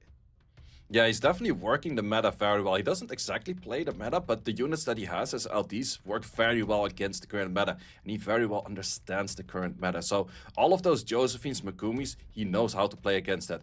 He had a little bit of luck on his side to try to take out that Zenitsu, or with the Zenitsu, that Cadiz right away. But if it works out, super, super deadly. And therefore, it's also being banned out. Yeah, alongside Josephine then as well right there. So Last Deadly Sin will have that first pick. There is a Nyx available for him, but he's going to try and steal that Xingji instead. I like that. Yeah, liking the steal over there, but let's see if Obabo goes to the typical picks right now, which I likes to do for a Vanessa plus an Ethna. It is one of those things, most players cannot get away with an Ethna that early, but Obabo's making that work very well. But is he going to do that, or is he just going to go for a Xingzi plus a Vanessa? Ooh, he actually did ruin up his Eresian. However, he does not have that many matches under his belt with this unit, so let's see if he can make it work on his first try. Yeah, and we're seeing a lot of monkeys out on the field as well right now. Say, Sonzon Lao along with the Shiho, and then a Nyx on the side of Last Deadly Sin. I mean, third and fourth pick right now. How are you going to be able to deal with those monkeys? He could go back to his Athena, but it's always the question with Obabo. Where is his speedy set? Is it the Sonya? Is it the Athena? In this case, we haven't seen neither on the field just yet. It's definitely taking his time. Going back to a Raccoon and a Misty for more of a bruiser setup. Yeah, he's setting up again for kind of like that mid-turn snipe. Anavel coming out on the field. Could have guaranteed it with a Nyx out there as well. So many debuffs that last so long if they stay on the field. Yeah, the Raccoon is already preventing that a little bit, but the Anavel is definitely going to be very clutch. Let's see if he can make a good 5th, which is a guaranteed ban to keep the Anavel in, because the ban is probably sitting at that Anavel right now. Let's find out. 5th pick coming in then for Last Deadly Sin right now. Who's he going to look to lock in there? Wow, okay, Eleanor. Alana is a very interesting unit, and I actually do really like the unit, but mainly into Megumi and into SmokeZz, because she's one of the few strips that doesn't actually touch anything, and then gives the chance to also go for an Oblivion later. That Oblivion on the Raccoon will probably do miracle works, but there is still that Athena. You probably have to be banning out that Athena. Yeah, Etna ruined up right there. Quick ban, speed leads are out of the field right there. So we've got an accuracy versus a HP lead in our match number 6, set 2.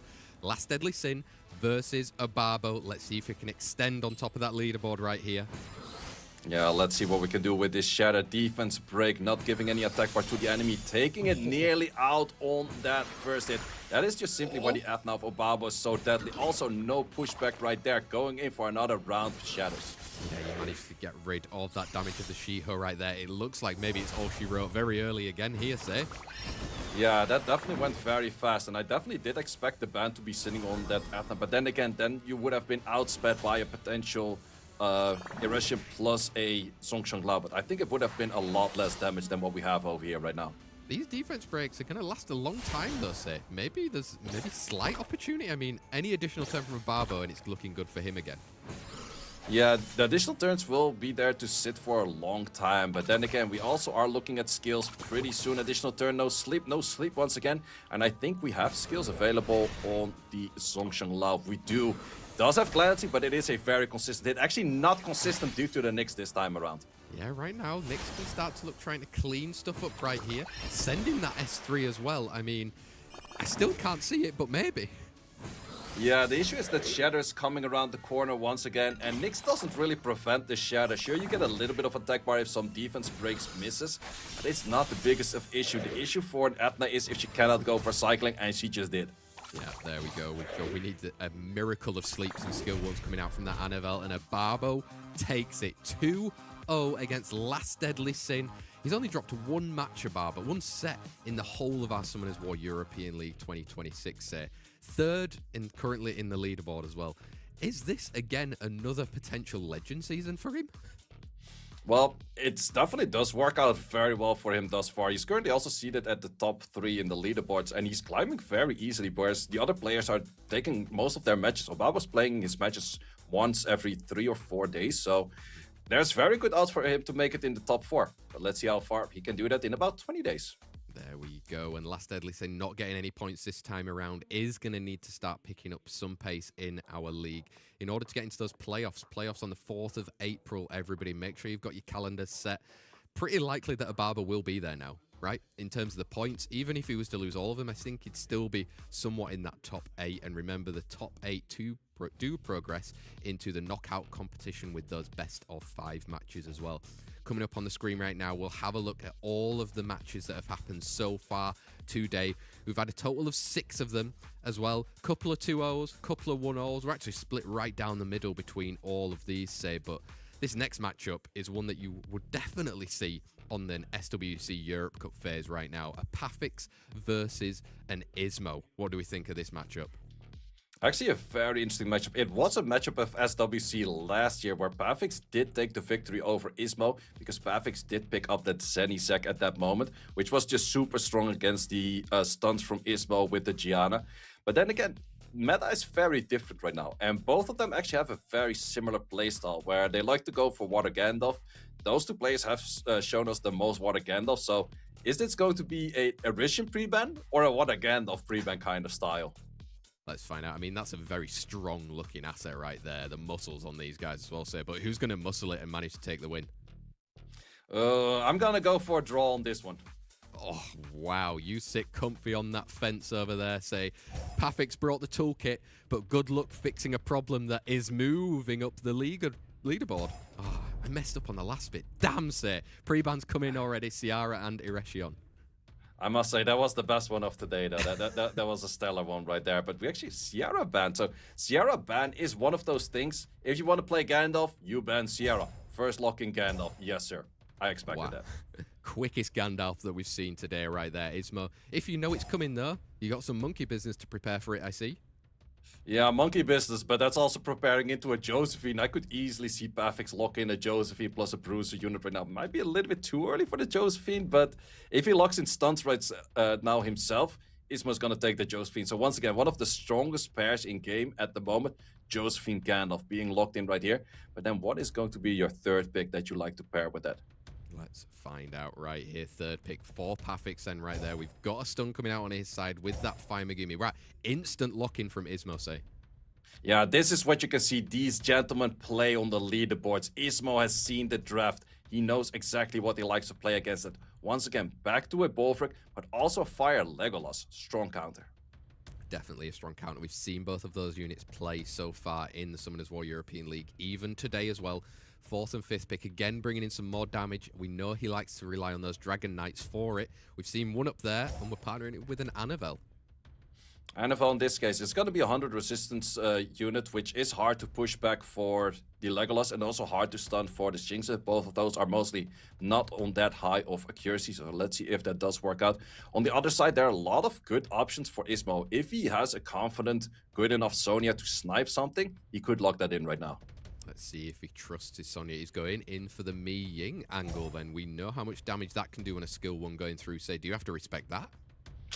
It's hard to say, because on the other side, Bolfric is super strong if you cannot stun it. But if you stun it all the time, Bolfric is worth nothing. So it's kind of that double-edged sword. Do you leave it the Bolfric or not when you're drafting a Gandalf plus a Josephine? Let's find out right now. The final 10 seconds for Pathics and Ismo right here. We're getting rid of Jaeger and that damage. We're getting rid of Bolverk and all of that sustain on both the sides. A 28 versus a 24. Pathics versus Ismo in our Summoners War European League. Match 7, set 1. Second versus 6th. Yeah, let's see how much we can do. Also, we're seeing it more and more commonly that Josephine is not on Wilburns. The most common counters to Josephine were actually, or that were before, such as Ganymede, such as Jogan, are not super meta. So an off-wheel Josephine is super normal, but we did not get the stun over there. Also, we get a very awkward turn on this Annabelle. We do, and we don't get any of the provokes coming out right there. You do manage to at least get the stun right now. But I mean, in terms of this damage coming through from Mi Ying, there's going to be no sustain as well from Annabelle. He's already used it. Yeah, let's see where we place the damage. You do place the damage on the Megumi. Don't want to give it any extra bar. But so far, I've seen this before. It always additional turns. Not in this case. Not right now. You've got that all or nothing. If you wanted to try and look to get some more stuns out, does get it. But Josephine wakes back up. Yeah, Josephine waking back up with the additional turn, just simply plowing down all of those units. And here we have the Water Guardian Angel landing all of those slows. And not all defense breaks, but most of them. Getting a revenge, allowing Josephine to cut back in again. Wow, Josephine is doing serious work for Pathics. Yeah, this is where... Ooh, but also on the other side, we have a Shinx. This is the meta. This is fully understandable, the meta. We have a Josephine taking every turn. We have a Monkey stunning on every turn. And then Josephine taking more every turn. And then Gandalf being stunned, but actually not really. That is the meta, guys. Damn, I'm not here for it, sir. I don't want to say anything more. Yeah, it's just one of those metas. I'm not the biggest of fans personally. I hope to see a little bit of the switch, but it is a lot of back and forth. Also, that was stunned right now, but it was before the passive came up. If you stun anything right now, Josephine is actually cleansing off that stun at this moment. So there's a lot of back and forth on these stuns. Feels like just inbuilt despair all over the place right now, saying Summoners War. Yeah, it's pretty much that. Well, we have a Mi Ying maybe that has something to say about that, but it's gonna be an uphill battle to get anything through, because in the end, the strongest combo, or one of the strongest combos, especially if you get that many additional turns, is still this Josephine plus the Gandalf. It's just so hard to beat. Yeah, and you're managing to control the damage coming out from a She-Ho as well right now. Opportunity to land a defense break, but then you're hitting the monster with a shield as well if you go for it, or you're hitting 100 res. Damn. Yeah, it's so hard to decide where you want to target right now. does try it once again. 100 res, also slightly inconsistent on the skill right there, but wrong or right element that we hit over there. The additional turn, the NFL, once again, more slows, more defense breaks, more stuns, more turns for Josephine, more damage coming in. Bye-bye, Shiho. Oh, he's deciding not to right there right now. Thinks he's going to be able to lap right. Yeah, it's gonna go for the lap, but, well, even the Gandalf on defense break, that's also the thing. Gandalf, you don't really need that much of artifacts on, so you might as well just go additional damage artifacts on it, and then it still does good enough damage on those S1s that he's throwing out, because even this hit is 1500 on an off element, where you have damage reduction on the enemy side. Yeah, there you go. Look at that. Josephine and Gandalf. Deadly duo coming there. Now you've landed maybe something, but honestly, looks like Ismo did know the meta was coming, but didn't have the answer.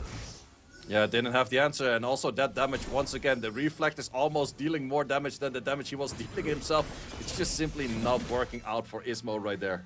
No, it isn't. You've got that heal. Josephine's back up and alive. Those skill ones taking units out alongside with that Fire Megumi as well, say. I mean, it's just now a slow chip through.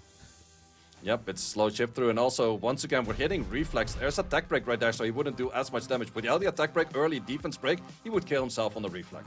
There we go. Pathics 1-0 against Ismo then in our Summoners War European League.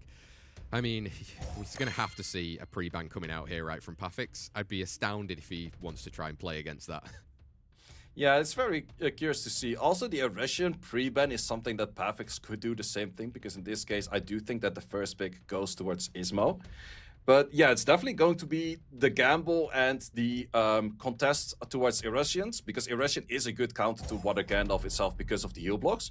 Ooh, we're actually going to see Gandalf not being pre-banned. So is Ismo going to do the same thing? Are we going to lock in a Water Gandalf right away, and thus Pathics has an enter, or is Water Gandalf just way better than the rest of the field? I know Ismo too much, and I know the exact smile that he saw on his face when Gandalf wasn't the pre-ban right there, so... Ooh, I'm liking the style of Pathics. Gapso is definitely making a bit of play, because every time that the Gandalf heals, it's a chip bit of heal. A Gapso likes to pick that up to give stronger heals and cleanses himself from that. But maybe it thinks it's too much of a hard counter towards just the first unit on the field to right away go for the Legolas. But I wouldn't fully be against it. No, we're actually going to go for Layla. Irene. Or not Layla, Irene. Yeah, let's see if the bag comes to play and you can get somebody inside of it right there. Say, I mean, we've got the second and third pick. Do we already see a Josephine? I mean, trauma. Well, the thing is, if you lock in Josephine right now, Josephine was last time locked in very well because there were stuns on the enemy side, which had the double monkeys.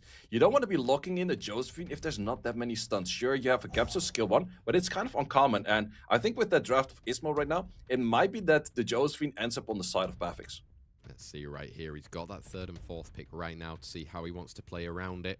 I mean, there's no Jaeger on the field for him to be able to choose as well right now. So lacking a little bit of damage, I would say. But Fire Legolas coming out to play again, trying to steal some of those buffs.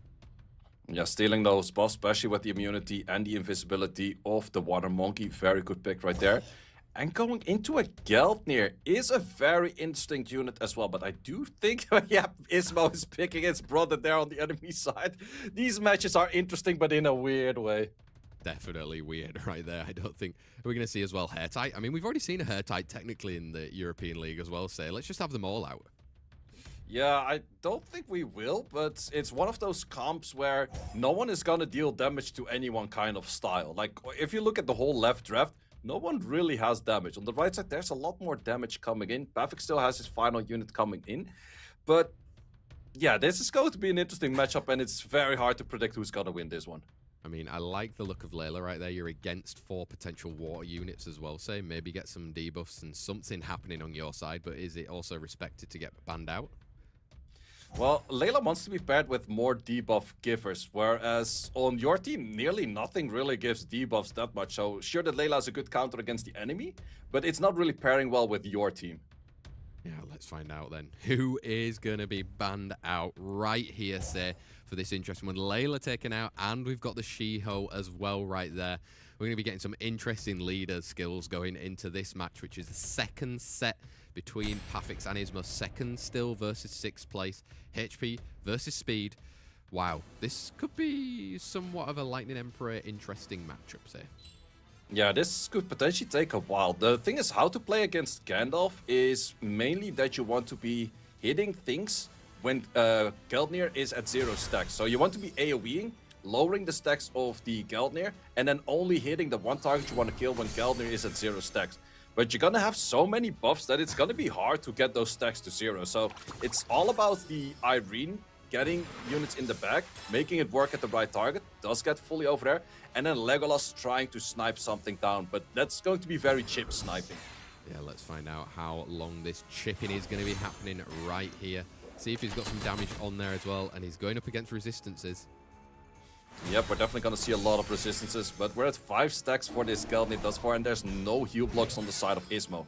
We can get some of those stuns in, but all of those units, yeah, we're going to see a lot of the animation of being back at 5 stacks.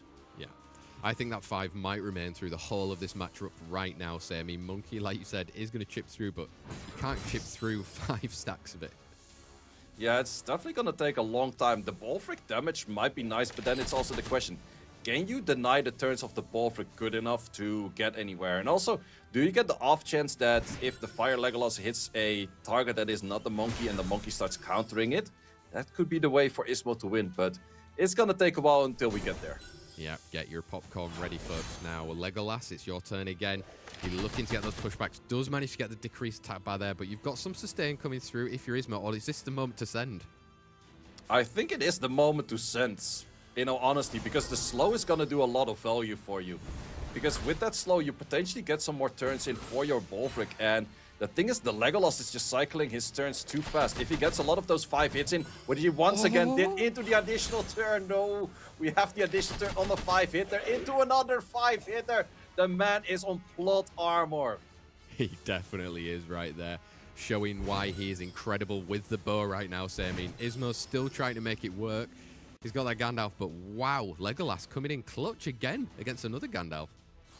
Yeah, this Legolas, he's the main character of this script right now. It was definitely not a Gandalf in this case, but it was mainly due to just simply not getting the right amount of buffs in. And that's the strong thing about this Legolas. He can hit 2 times, but he can also hit 5 times. That is 2.5 times as much value for damage, but also simply attack bar decrease and also your attack bar increase.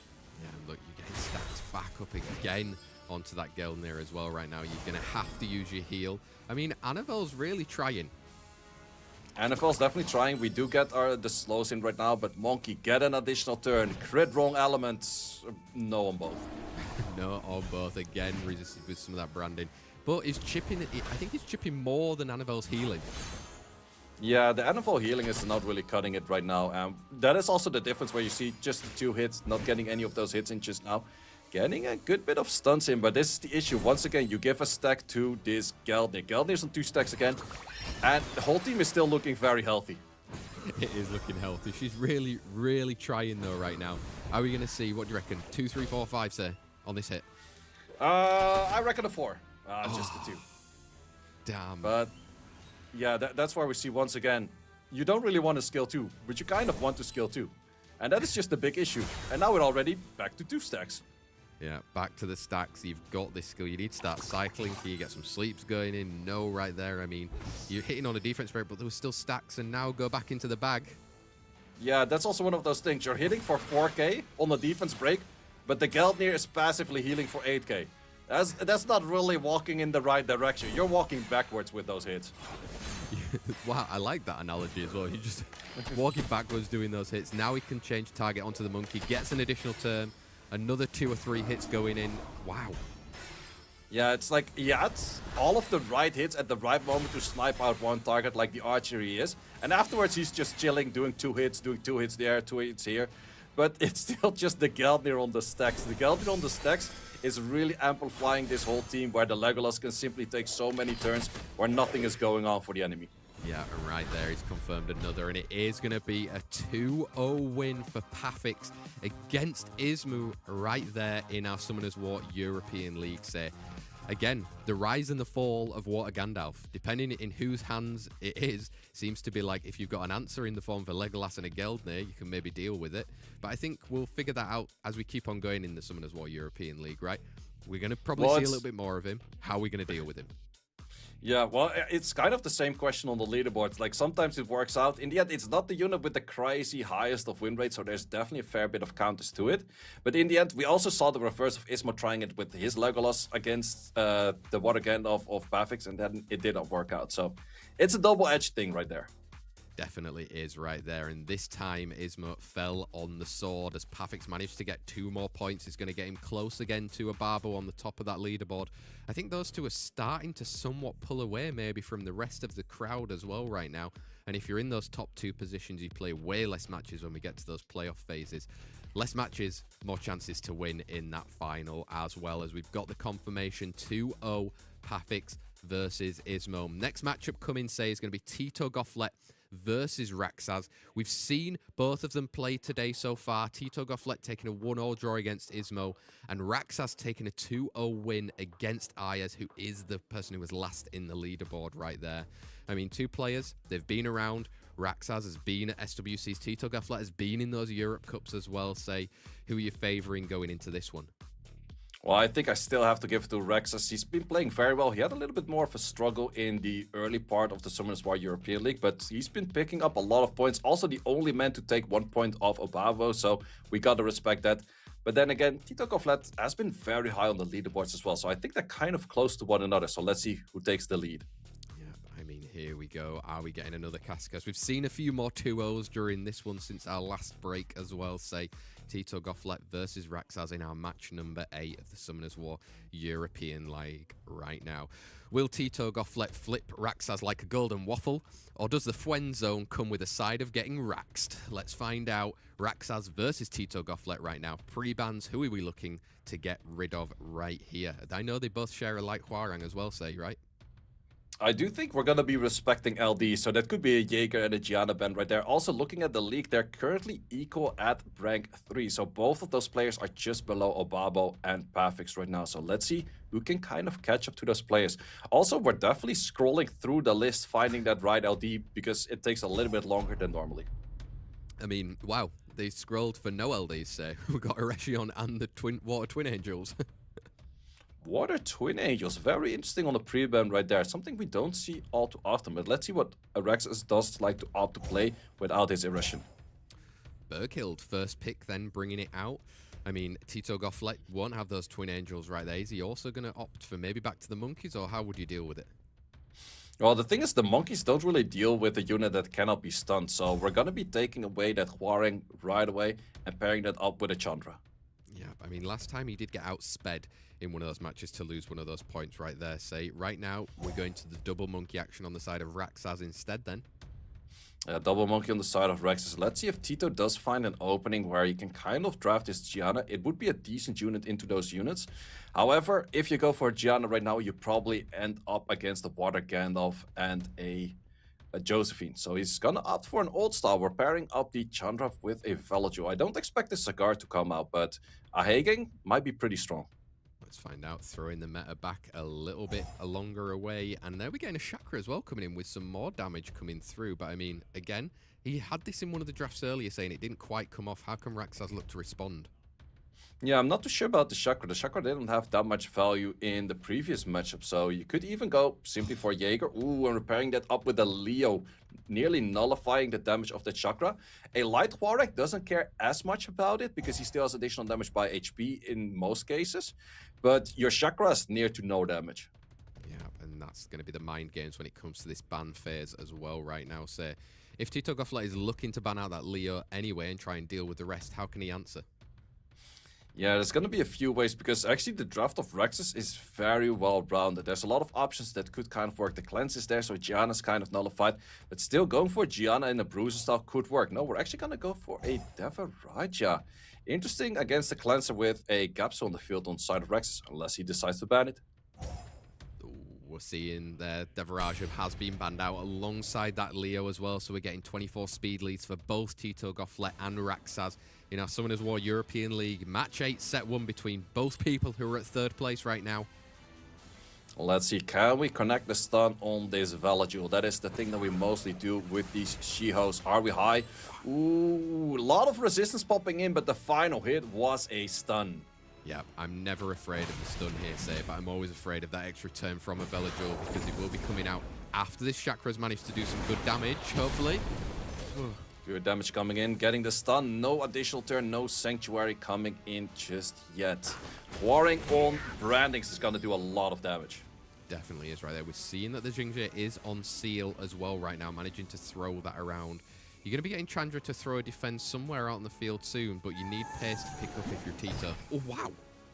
Ooh, good damage. 10k. Might be some damage up on fire. That was actually a lot of damage coming in right there. But now you have the issue. The defense is there, and you cannot really hit the damage into this unit. No, but you do land the defense break on that Chakra and pile in a little bit more damage for it as well. I don't think you'll get rid of it, though, before a Velajul can come and play. Yeah, the only issue is that the Chakra is faster due to the Thundered State getting the extra speed, so... And there's slows on the enemy, so the pair of the Velajul plus the Chandra still shows very much strength.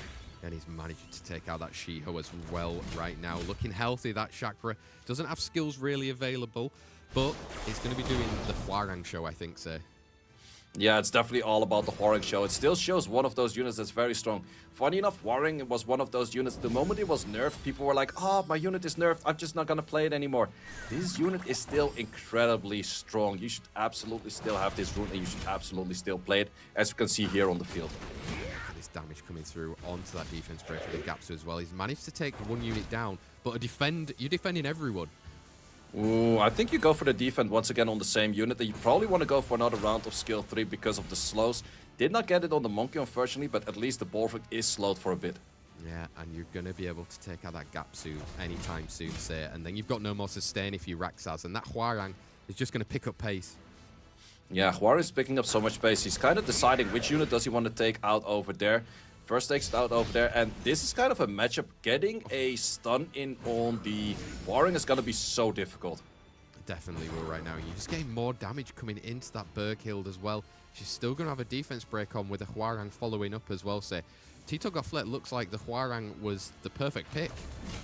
Yeah, this Hwarang is just doing so much work. Also, seal on the Berghild. Interesting to see over there, but it's also interesting to see 4Ks coming on this defense break, and we're getting a victory towards Tito Gofflet. Tito Gofflet taking that one set lead against Rexas right there. Might even make him already jump up into third and puts Rexas down into fourth on our Summoners War European League leaderboard right there. Pre-bans will be coming in right now, and I believe it would then be... Was Rexas with the first pick in that last round, say? I think it was Rexus with the first pick, yes, but let's see if that's going to be slightly different this time around. Because Tito plays something on the Chandra, and really pre-banning a Chandra is maybe not what you're looking for. Maybe he did not pre-ban the Gianna because he feels like he can deal with it with the units that you have on the field. Oh no, we actually have a pre-ban going, or a first pick going to Tito right now. So therefore the Erection is banned from Rexus to Tito. One of those things, I don't play it, but you don't play it neither. Yeah, exactly. He's not going to have it. He is going to have first pick right there. Is it going to be something again he goes into? Why, he just wants to steal that like Hwarang then. And wow, Rexas responding with a steal. Yeah, responding with a steal, also having a Chandra available, but that does mean that Tito might go to his Twin Angels. I'm not sure if he's using it all too much in the current state, but it's definitely an option that he could go for, or Xingzi. There's a lot of options. Unless he thinks that enemy doesn't pick Chandra that often, that is my only speed contester outside of the Erection. Does have the Twin Angels, but he's a little bit hesitant of locking in his units. Yeah, he's taking all the time in the world right now to see how he's going to figure out his draft against Rexas. He's currently 1-0 up right now, bringing some sustain with that Esche. Wants to maybe try and get some first turn action as well. Yeah, it's a little bit of everything draft, but nothing fairly specific yet. So for Rexas, it might also be hard to counter. But the Gapso was actually doing a lot of work. Plus that Anavel of his, very strong. Definitely very strong landing defense breaks. They stay around for quite a while as well right there. Tito Gofflet, I mean, he used a Velajul to kind of answer in that last one, but wouldn't have a Chandra to be able to defend against it. Oh, no. Are we gonna go into a Geni Hathor? It is an option right here. However, you kind of have to Oblivion both the Gapso and the Berghild, so I don't think it is the strongest of options out there. I do really like the Diana, but Hathor feels like a Hail Mary. Let's just see if it works. Let's see if it works. Rexas with that 5th pick right here. I mean, maybe bringing in, again, he's got a good enough sustain, I would say. Maybe it's just some more damage. Yeah, more damage is one of those options. I could almost see a world where you ban the Hathor and you just simply go for a Antares because the enemy's taking a lot of turns, but it's a lot of chip damage kind of style of turns, so turns wouldn't be too bad. But then again, a Beelzebub feels very strong as well. Definitely does, providing a lot of damage coming out on there. Do you want to be dealing with that like Hwarang though if you're on the side of Rexas? Yeah, that's going to be the difficult task. And also on the side of Rexus, most of the time a Dark Demon is drafted into AoE damage. There's not too much AoE damage right now, so you could opt to go for a chance of just ignoring the Demon altogether, but he rather plans it out. So we've got 24 speed leads for both Tito Gofflet and Rexas in our match 8 set 2 the Summoners War European League. This match is crucial to see who gets up into that third spot. They might both be getting third spot, but first we see the turn go to the Asher, and as mentioned before, Gapso takes the bar of an enemy healing, so therefore takes over the turn right now. But how much can you do with this turn when everything is on immunity? Yeah, he manages to get that speed buff from the Twin Angels right now. It does give an opportunity, doesn't get stunned, but does get some branding and that seal on the Twin Angels. Yeah, and this is also going to be a bit of an awkward turn for that Diana, because Diana would like to move after the full enemy moved already, which is not going to happen right now. So going for a switch is very dangerous. It is dangerous, but is it a Hail Mary worth it? I would probably say get some shields up. Yeah, probably looking for the shields, and there we have some shields, but now we're also looking at some Water Guardian Angel, and we're landing every debuff possible. Yeah, that's what you love to see. If you've got Annabelle on your side, you can... don't even have to potentially throw up a defend right here. I mean, you've already got slows out on the field as well. Yeah, you definitely don't have to go for anything over here. Additional turnover there. 17k per hit on those defense breaks. That just shows the strength of just a simple defense break, plus the Chandra doing so much damage. They definitely are. Those Twin Angels are definitely going to be going down on that next turn as well right there. So if you just want to confirm the kill right now. Yep, it's gonna confirm the kill, but now we also have the cooldown being decreased. So after the shield, we still have the cooldowns available. How much can we do on a defense break? Good 8k per hit. If you land that skill 1 with good enough damage, you will probably take out that Gapso. Let's see if he's going to send it, or does he want to try and get a stun somewhere else and hope Escher can follow up? That's what he's gone for. Escher, it's up to you. Sure, that's definitely an easy takeout for an Asher right there. So it's probably Diana against the Burkill. That is what it's seemingly coming down to, because the Chandra right now is still stunned. Also, still this Hwarang does not care about any buffs. It simply just slams through them. He's slapping through right there, getting more damage. And I mean, right now, it's looking pretty tough if you're on the side of Rexas. Yes, you're healthy, but if that Diana starts doing her things, it's going to be scary, say. It's definitely scary, and also not the right turn, or you have to stun it right now, whereas she also would like to start stunning the other units. Can you get the stun? Does actually get the stun. That will prevent him from getting some damage in later. Right, he's sending that skill 3, getting more damage coming through. Hopefully for Rexas as a defend coming out, or at least Annabelle needs to start cycling and sleeping. Oh, no sleeps if you land that glancing right there. No defense break coming in, but it was sealed, so no additional turn possible. That's always a comfortable position to sit at. However, this Hwarang is getting back to his skills pretty soon, and this Hwarang was doing enough damage. Might it be taking out from this position? That is the big question on this Raptor hit right now. Does he take it out? And Hwarang is so strong, simply taking out a super tanky unit right there. Wow, Tito Gofflet came to play right here, say. I mean, yes, Rex has had some answers to try and deal with it. He's getting some stuns in, but he's not going to be able to survive all of this sustain coming out. Wow, this was a real title battle. Yeah, and also, once again, it just shows this Hwarang. This Hwarang is lapping so much attack bar time and time again. Just took a turn. Oh, wait, I'm taking a turn again. Does not even get the slow, and we do have the transform of this Unicorn coming in. That is a Jet Chandra right there in my book. Yeah, it is a dead Chandra, and Diana can look to transform again. Maybe even get a stun. Doesn't even need to, as Tito Gofflet is confirmed with a 2-0 victory against Rexas right there. So, I mean, huge for Tito Gofflet in terms of the league. Two very, very strong players in our current leaderboard. And I mean, Rexas does have a like Hwarang. Decided against it and maybe hurt him a little bit in the end. Too much, right? Yeah, it's one of those units that, especially those very pivotal players that like to go for bruiser setups, they like to lock this unit in. And it's like, oh, you have it? I'll just lock it in first pick right away. And then you have to deal with it. And sure, an NFL's really great at dealing with it, but in the end, it was not enough. definitely wasn't enough this time round, but hindsight is a beautiful thing. Hopefully the players can learn from that one as well. There's plenty more matches still yet to come in our Summoners War League Day number 4. 3 more to be exact. We will be having a quick look at the match results that have happened so far. Lots of 2-0s again in this second section between our last break up until now. And that's going to really change things on our leaderboard as well. We won't see them until the end of today to see exactly what pans out. But I mean, yeah, we've still got some more players. We've got SmokeZz, Scribble, Ismo, Guts, Malignant, and Obabo still yet to come for those final 3 matches. We will be going soon into a little 5-minute break as well, say. And I mean, should we... Wow, what some crazy matches, right? I mean, so many 2-0s. I like to see it. I don't want to see those 1-all ball draws. Neither do you, right?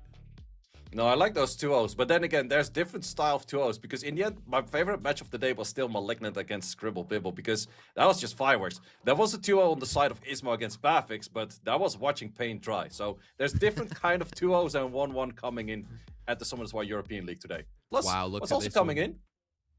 More scrolls.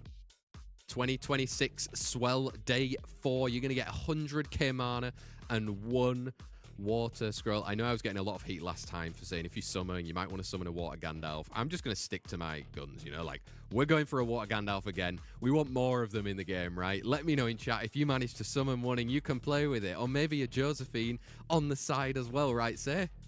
Yeah? Yeah. Summon a She-Ho. We like the She-Hos. a little bit more firepower. That's Reno. what we like to see. We want a Reno. Let us know if you got a Reno in chat. That's the real unit to pull from this one, absolutely. Definitely is right there. Remember, we're going to be going in for a little 5-minute break, but we've still got our final 3 matches of the day. Plus, there might be some more coupon codes coming along the way as well. Make sure you redeem it in chat. Let us know what you got as well. I'll have a look during that break, but we'll see you here very soon in 5 minutes. Bye.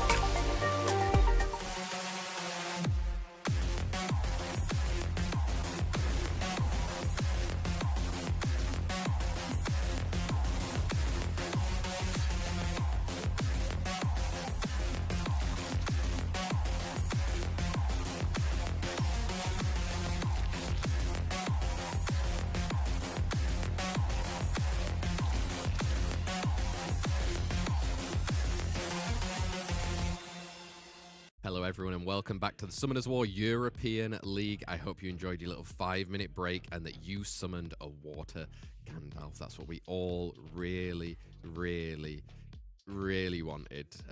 Yeah, but we've got 3 more matches still yet to come as well.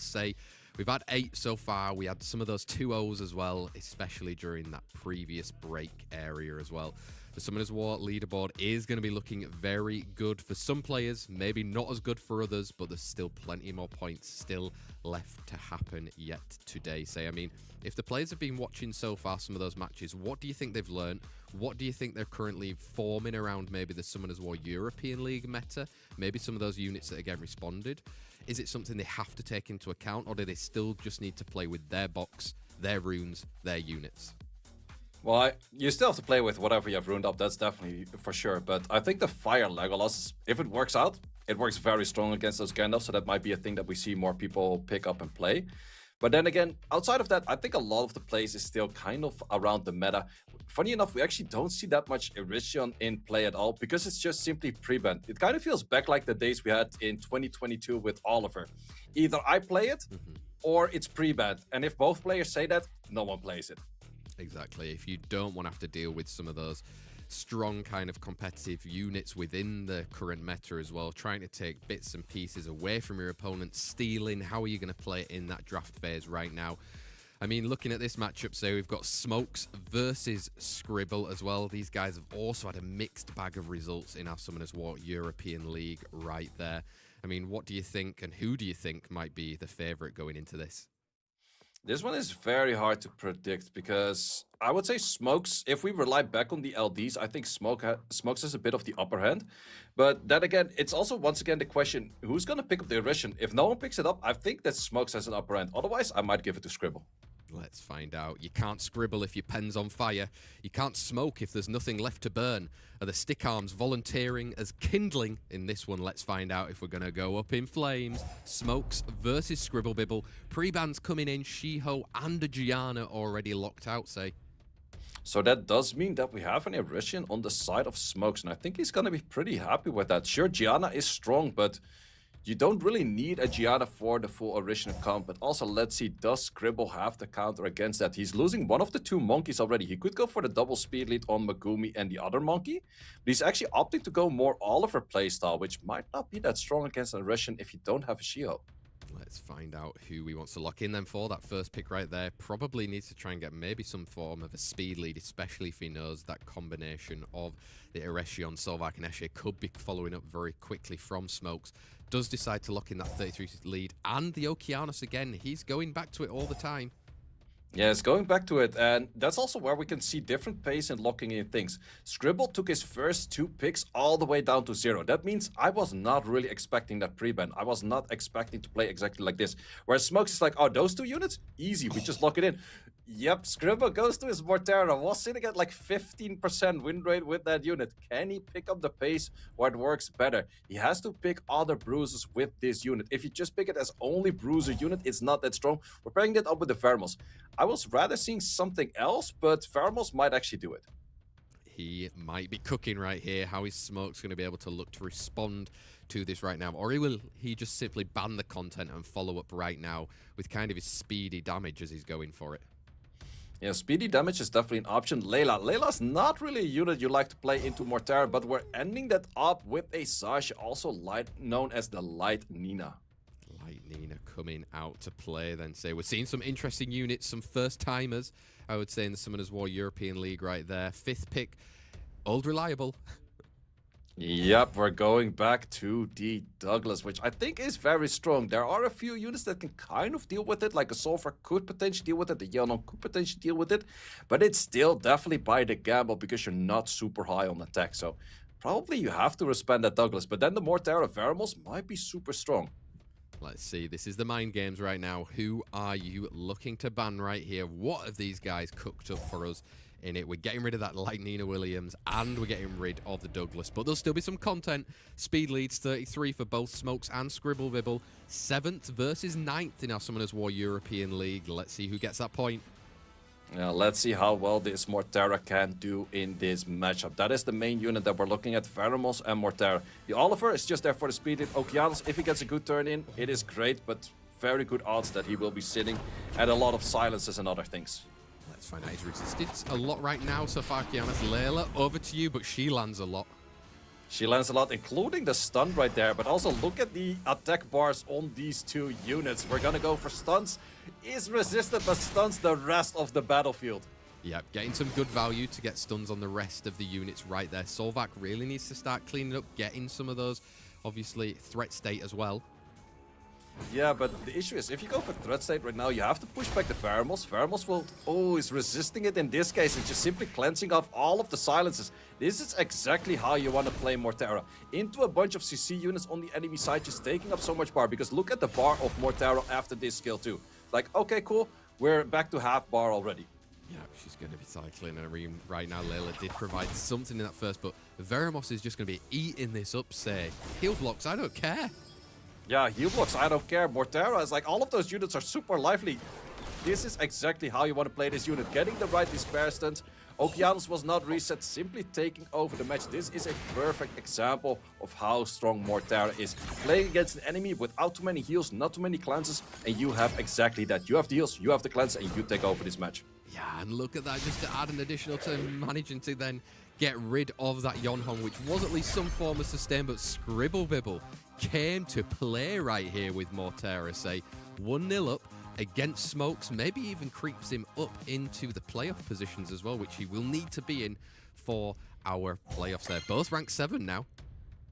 Yeah, then the big question, pre-bans, Mortara? I mean, if you've ever seen Trauma before, say, it comes in the best form of a pre-ban in the following set, or apparently not. Ooh, we're actually, this is a very 2022 looking kind of pre-ban. Sierra and Oliver's pre-ban. Haven't seen that combination in a while. But that does also mean that the Erussian can end up on the side of Scribble right now. Let's find out. That first pick, he is going to take away that Erechion right there. SmokeZz, you do have opportunities. Going for the Fire Megumi, taking the Yonhong again then. Speed contesting from Scribble. Speed contesting and also adding in that Lamilia has been working very well for him on the leaderboards. If it gets the right skills in at the right moment, plus an additional turn, can do so much damage with that sacrifice on a Brandy. But on the other side, we're also looking at some powerhouse units with a Solvark and a Gianna. Bringing out the Gianna as well then. And look at this, ScribbleBibble looking to respond against any of those stuns with a Chow. So let's see if it's fully on those crit rate as well, say. And I mean, he's also technically got a Jaeger, but can you really bring that out now? I would rather see the Mortara again. Mortara plus Veramos. I think it would do great in this matchup as well, because you're countering the bombs, you're countering the silences, you're countering pretty much everything that the enemy brings. Sure, Chow can bring a lot of damage, but I don't think you need that much more damage to your draft. However, still a strong pick, and on the other side, we do see Natna. Yeah, you're just going to have to compete and take away that Etna. There's a lot of water units on the side of ScribbleBibble, and it is going to be confirmed out, as well as the Erechion. So it's a 28 speed versus a 33 HP between SmokeZz and ScribbleBibble right here. Match number 9, both ranked 7. This is a crucial set point. Yeah, let's see how much we can do of a Gianna combination into a Solvark, because that's pretty much all we're looking at this moment. We're going to go in for skill 2, is the inconsistent unit, and gets the inconsistency handed to him where he can't be stunned by this monkey. Are you going to trade inconsistency right here, or doesn't get a stun either on his own self, so Gianna can follow through, say? Yeah, we're trading inconsistencies for inconsistencies. However, the Yonhong inconsistency is way bigger than we see on the other side. But that is suddenly consistent. Manages to get the strip and the stun right there. And Gianna stunning everything thus far. Yeah, that's now looking good for SmokeZz right here. You've got Solvac following up as well. And I mean, Yonhong can start to provide some extra attack bar for those other units. Yep, we're still looking at this Veramos. Veramos can do a lot of work. The Chow is also looking a little bit awkward right now, because he has to be hitting into the one target. That is also probably the most tanky target on the field. Yeah, but 2 hits have really chipped away right there. It's looking not so hard for a Chow to get through it. But I mean, right now, can SmokeZz look to really make the most of his opportunity? Well, the thing is, he did not use the Charge Vitality just yet, so having the Charge Vitality is actually, in hindsight, very well placed over here. Getting a 20k heal, plus some cycling. I'm not sure if you get back to the Blade Fang as well. I think that this is your one-off turn, otherwise you could have sniped out a unit.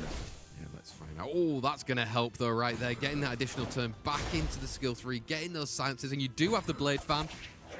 Yeah, we do have the Blade Fan, so we actually simply take out a unit very well rotated by those units. In this case, the Chow did not have any value in this game. If that Chow was a Mortero, Mortero would have boosted up so much more attack bar, and your Pheromos would have started moving, and your units wouldn't have been dying. But in this case, Chow is a sitting duck. He is very much a sitting duck right here. I mean, again, with that threat state as well, it's still going to be on that Solvark as well and hitting into it. It just looks like Chow might not be your day, my friend. Yeah, might not be your game. Justice, if we get a Justice into the additional turn, nope, simply does not get it. He might have started to make some work out of that, but it's going to be a little bit too late right now. Definitely is. You can get that defense break on, just some more damage. Gianna can clean it up. I mean, right now, very well by SmokeZz to come back from that one, I would say. Yep, definitely right there. We have another charge fatality coming in. Once again, lots of healing coming in, and we're sharing 1 apiece. One apiece then between SmokeZz and ScribbleBibble right there. Both of these guys just on the fringes of the playoff positions in our Summoners War European League. They really need those points to get close to the playoffs. Remember, in those playoffs, the higher you end up in this leaderboard, the less matches you'll have to play, the better seeding you will have in that playoff competition on the 4th of April, a Saturday. Make sure you mark it in your calendars. Maybe these guys can't mark it in their calendars just yet, they'll say, because they need a few more points to actually confirm that they're going to be there, right? Yep, but they also have to be looking at your enemies that are playing soon, because if your enemies aren't gaining points because they have to play against difficult opponents, you might still be comfortable in your position, but those opponents are gonna come just later. They definitely are. There's still 2 more weeks of matches left for these guys to play as well, and still 2 more matches from today as well. We're going to get confirmation up on the screen of that 1 apiece draw right there, say from the last match, and I mean, it's going to be looking tough for those guys. The guys on the top are going to be looking very pretty, sitting at the top. And for us coming up next, we're still going to be having Irez, Guts, Malignant, and Obabo is still there, guys. So if you're in chat, make sure you're sticking around. We put him on the last match today to make sure you wouldn't leave, right, say? Yeah, that's always one of those things we do. We like to put Ismo first and Obabo last. So we have some fireworks at the start and also some fireworks at the end. Exactly. Smart. Unagi. There you go. Ayez versus Guts is going to be our next match right now. So, I mean, these guys, again, had somewhat of a mixed bag. Ayez went 2-0 down against Rexas. Guts took a 2-0 victory against Slappy, though. So, I mean, for these guys, what do you think is going to happen in this one? And who do you like going into it more? Well, Ayez so far, he had some surprises in his first week where he was sniping out Sonias with a Elsharian, which is not the Erusian, it's the Elsharian, the unit we have already seen back in the day, but these names are too similar. But he's kind of been deviating from this draft because he's kind of shown his cards. And so far, he doesn't have the best of performance, but let's see if he can make a comeback. In the end, he did have a very good climb, as I mentioned before, on the leaderboards. But then he had to play against, I think it was Rexus, very difficult. Yep. But now he has to play against Guts the Berserk. Let's see if he can make it work over there, because he's currently sitting at the 12th position in the ranking. Let's find out. Will Guts spill Irez's guts, or will Irez air out Guts? I've confused myself. Onivar. Let's find out. Ayez versus Guts the Berserk right here, saying, like you just mentioned then, he's had to face off against 2 players who got all the way through to the semi-finals of the SWC 2025 competition last year. What a baptism of fire, especially when you're currently sat in last place in the Summoners War European League, and you've just had Dark Zenitsu pre-banned against you. Yeah, let's see what he's gonna go for a first pick. The Vader pre-ban definitely does make a lot of sense if you're liking to play AoE CC, and he's gonna go for an Erusian himself. Guts does like to go for Praha plus something. Is he still gonna lock that in, or is he gonna be playing something different? Changing it up slightly then, so we're seeing a Jingzhe, and we're seeing that Josephine coming out. If you see a Josephine on the other side, you don't want him to partner up later with a Gandalf, so Ayez looking to steal early. Yeah, looking to steal early, but then again, your Josephine is also somewhat the counter to a Bolfric that might come out later, because if you lock in a Gandalf right now, you're probably gonna get Bolfric. So I think he has that in mind, and he's thinking about what can his best third be if there's gonna be a Bolfric on your enemy side. You already have some heal blocks. Do you want to add more? No, a Vanessa. It's kind of odd to have a Vanessa in the mid when you already have a 33 lead. Yeah, doubling down on those 33 speed leads right now then with a Vanessa. Guts the Berserk going back again to a Praha. He loves to use that unit, bringing the sustain. And we're seeing the Fire Twin Angels potentially partnered up with him. Oh, damn, Daniel. We're going back for the dam, Daniel. Actually, in this position, I would have really liked a Misty because your enemy is not showing that much damage. But now we're going to see a Misty on the enemy side, which is also strong pick. We're actually doubling it down with a Misty and a Mayoang, bringing in the damage that cannot be stunned. Oh, there we go. Cannot be done, but you're then getting some more damage coming in from a Carnal as well. We're not often seeing that one in the draft. So do you have to respect it? Or we're going for a Gandalf and a Praha ban in the drafting phase. So it will be a 33 versus a 24 speed lead in our match number 10 of the Summoners War European League. Ayaz versus Guts right now. 12th versus 5th. Yeah, this is definitely a bit of an awkward draft, almost on both sides, I would say, because IS does have 2 setup units, but setup for pretty much nothing really. It was unfortunate to not land the defense break over there, but these units need to get multiple stacks in to actually deal their damage. Otherwise, it's just simply not going to be that much, and that looks like 100 resistance Oliver. I mean, look at it right now. Daniel is going to follow, and he's going to be able to hit on pretty much 0 attack bars across the board. Carno can even push back against it. Is Guts cooking huge here? Yeah, I definitely think Guts is cooking and Guts is eating because he's liking the odds of this right now. Taking out the first life already. Everything is at super low HP bar, so we're looking at slows cross the board as well. We're nearly taking everything plus the additional turn, and this does also increase the cooldown of your skill 3, but I don't even think we're gonna get to another round of skill 3 because the additional turns are flowing in and the damage is as well. I have to say it again, damn, Daniel, wow. I mean, Guts right there, showing the 100 res, managing to then take a turn after all the enemies are already gone. It just seemed like Guts completely outdrafted Ayaz in that one. Yeah, but I also feel Aya's draft was kind of all over the place. He did not need the 33 leads for the units he drafted coming in after, and the Gandalf was kind of the glue to put it together where it somewhat made sense. Guts noticed that and just simply banned it out. There we go. Pre-bans then coming in this time around, deciding to take away that Praha from the side of Guts, and we're seeing that Eleanor as well. Yeah, interesting pre-bans both sides. The Praha makes a lot of sense. That is one of those units you're definitely not going to be drafting and only Guts is drafting, but Vanessa on the side of Guts this time. Yeah, managing to steal back a 33 speed lead. That was probably the intention from Ayaz in that last one. Didn't want to come up against it. But right now we're seeing a different approach right there. Somewhat of a kind of Vanessa in 2 picks. Yeah, that's also... I'm not too sure which route he wants to go with a Nana like that, because it's hard to get her defense break in to start killing things these days. And you also kind of want to pair it with a snipe, but then your Erishan isn't really a snipe as well. So is it just your backup protection if your Vanessa stolen? Seems to be. There seems to be that protection. Now we're going in for the Gandalf already as well then. And we're going in for the Dark Zenitsu as well. Wow, he's back on the field again. Yep, we're just running it back right there, being slower than the enemy. He's actually bringing 2 units that have a lot of value if you're slower than the enemy.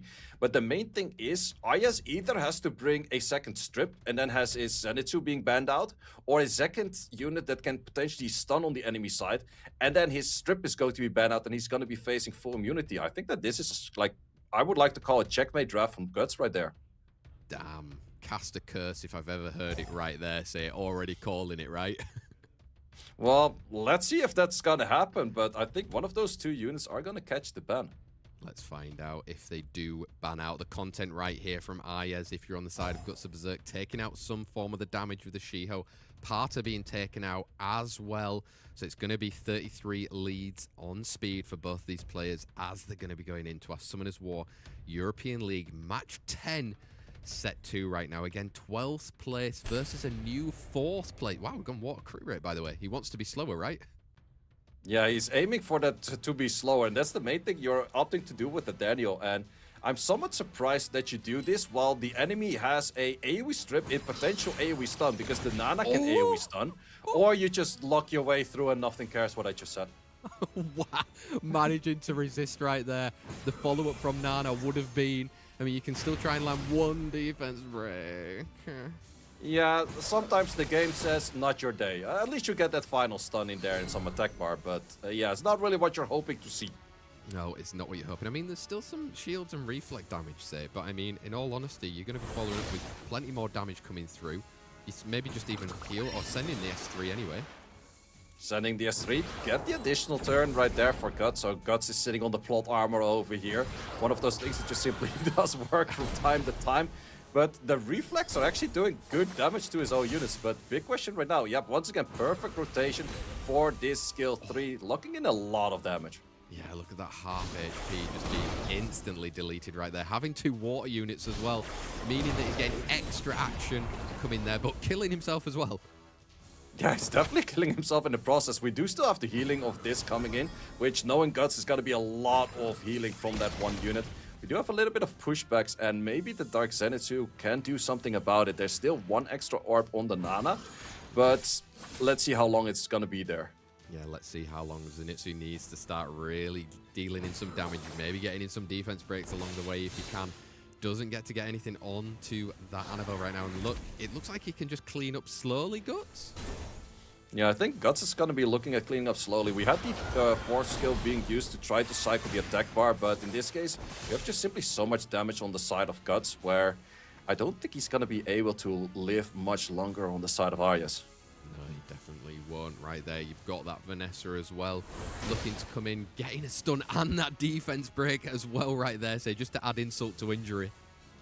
Yeah, he's kind of understanding that if the Zenitsu gets the turn off at a wrong moment, it still could be really bad. So first taking out the life of the Nana and then killing the other unit, and now this match is pretty much over. Yeah, Gandalf's trying, but I'll be honest, it's going to be very hard for him as well. He's got a self-revive on the side of Guts, plus that extra revive from Vanessa later on as well. And if Daniel gets that perfect moment again, it's goodbye. Yep, it's gonna be goodbye. We have this unit fighting back a little bit. We have some more Dragon Breath, stealing some of the attack bar, getting another cycling in. Skill 3 does do extra damage when you strip something, so we might take out... Nope, we're not actually taking it out just yet. We're not taking it out just yet, but maybe if you can get some more cycling coming through, because he's likely to die from a reflect anyway. Yep, well, the thing is you can hit the one target that doesn't have the reflect right now, which he's probably aiming for. But I think the Vanessa extra life is still there, actually. Oh, it's not. Ooh, it's not. So I mean, right now it's going to be uphill. You've got 2 orbs. Yeah, 2 orbs coming in right there, so the odds are still there. But I think that NFL's looking at skills available pretty soon too. Question is, do you want to go for the kill right now? Not going for the kill just yet. Skill 3 would actually take out your own unit, so I think you have to skill 2. Yeah, he's going to opt to get some sustain in there. But now you've got defense breaks potentially, maybe some stuns. Ooh, no stuns coming in just yet. We actually have a crit coming in. Taking some of that attack bar, but not dealing enough damage. Not dealing enough right now. But I mean, honestly say, as long as there's still an orb up there, it's going to be dangerous. It's going to be dangerous, but I think that this was the moment you would have potentially sent it. Oh. Well, no, the Daniel on 2 high attack bar is actually not doing anything. No, and I mean, they're still surviving and he's getting rid of units here, say. This is turning tables. Attack buff though, attack buff, and it's moving next. You might kill yourself on a reflect, but if you kill yourself on a reflect, at least you don't give a stack to the enemy unit. Gandalf is just too strong. Gandalf is surviving. We did not even need the Zenitsu thus far. Look at that, but back to 2 orbs as well, say. How things have turned for Ayas right here. Yeah, apparently Nana still got their unit as long as you pair it with the Gandalf. That seemed to be the way, because the Gandalf is a great counter into this Daniel, it seems. Like, the Daniel doesn't really do too much at the moment. No, he, like, honestly just sat there not really doing too much. And Gandalf, the rise of him right here. Look at that healing. Look at the healing, look at the shields, and look at the reflect damage. That's pretty much all he does. He just sits there and he does things. Wow, Guts is not going to be happy about that one, say. Yeah, I don't think so. He can send off another quantum explosion, but yeah, you first have to go through all of the attack bar, then you're going for the HP bar, but first through the shields. And that just simply did not work out, so that's a victory for Arias right there. Wow, we've managed to split the points there between that one. Ayaz and Guts both taking 1 point apiece right there. I mean, I would have said maybe 40 seconds ago, I didn't think that was going to happen. But the sheer power of an Orb and Gandalf seems to have managed to salvage 1 point for Ayaz right there. And I mean, maybe he's clawed a little way further up the leaderboard, but again, it shows you have to confirm your kills in these competitions, right? So you have to make sure that you get the job done, because apparently now Gandalf, if you don't get the job done, he's just going to come back and haunt you, it seems like. Yeah, it was very interesting to see, because I would like to see the statistics of the damage, because I think that Guts did more damage to itself than I just did damage to Guts itself. So that's...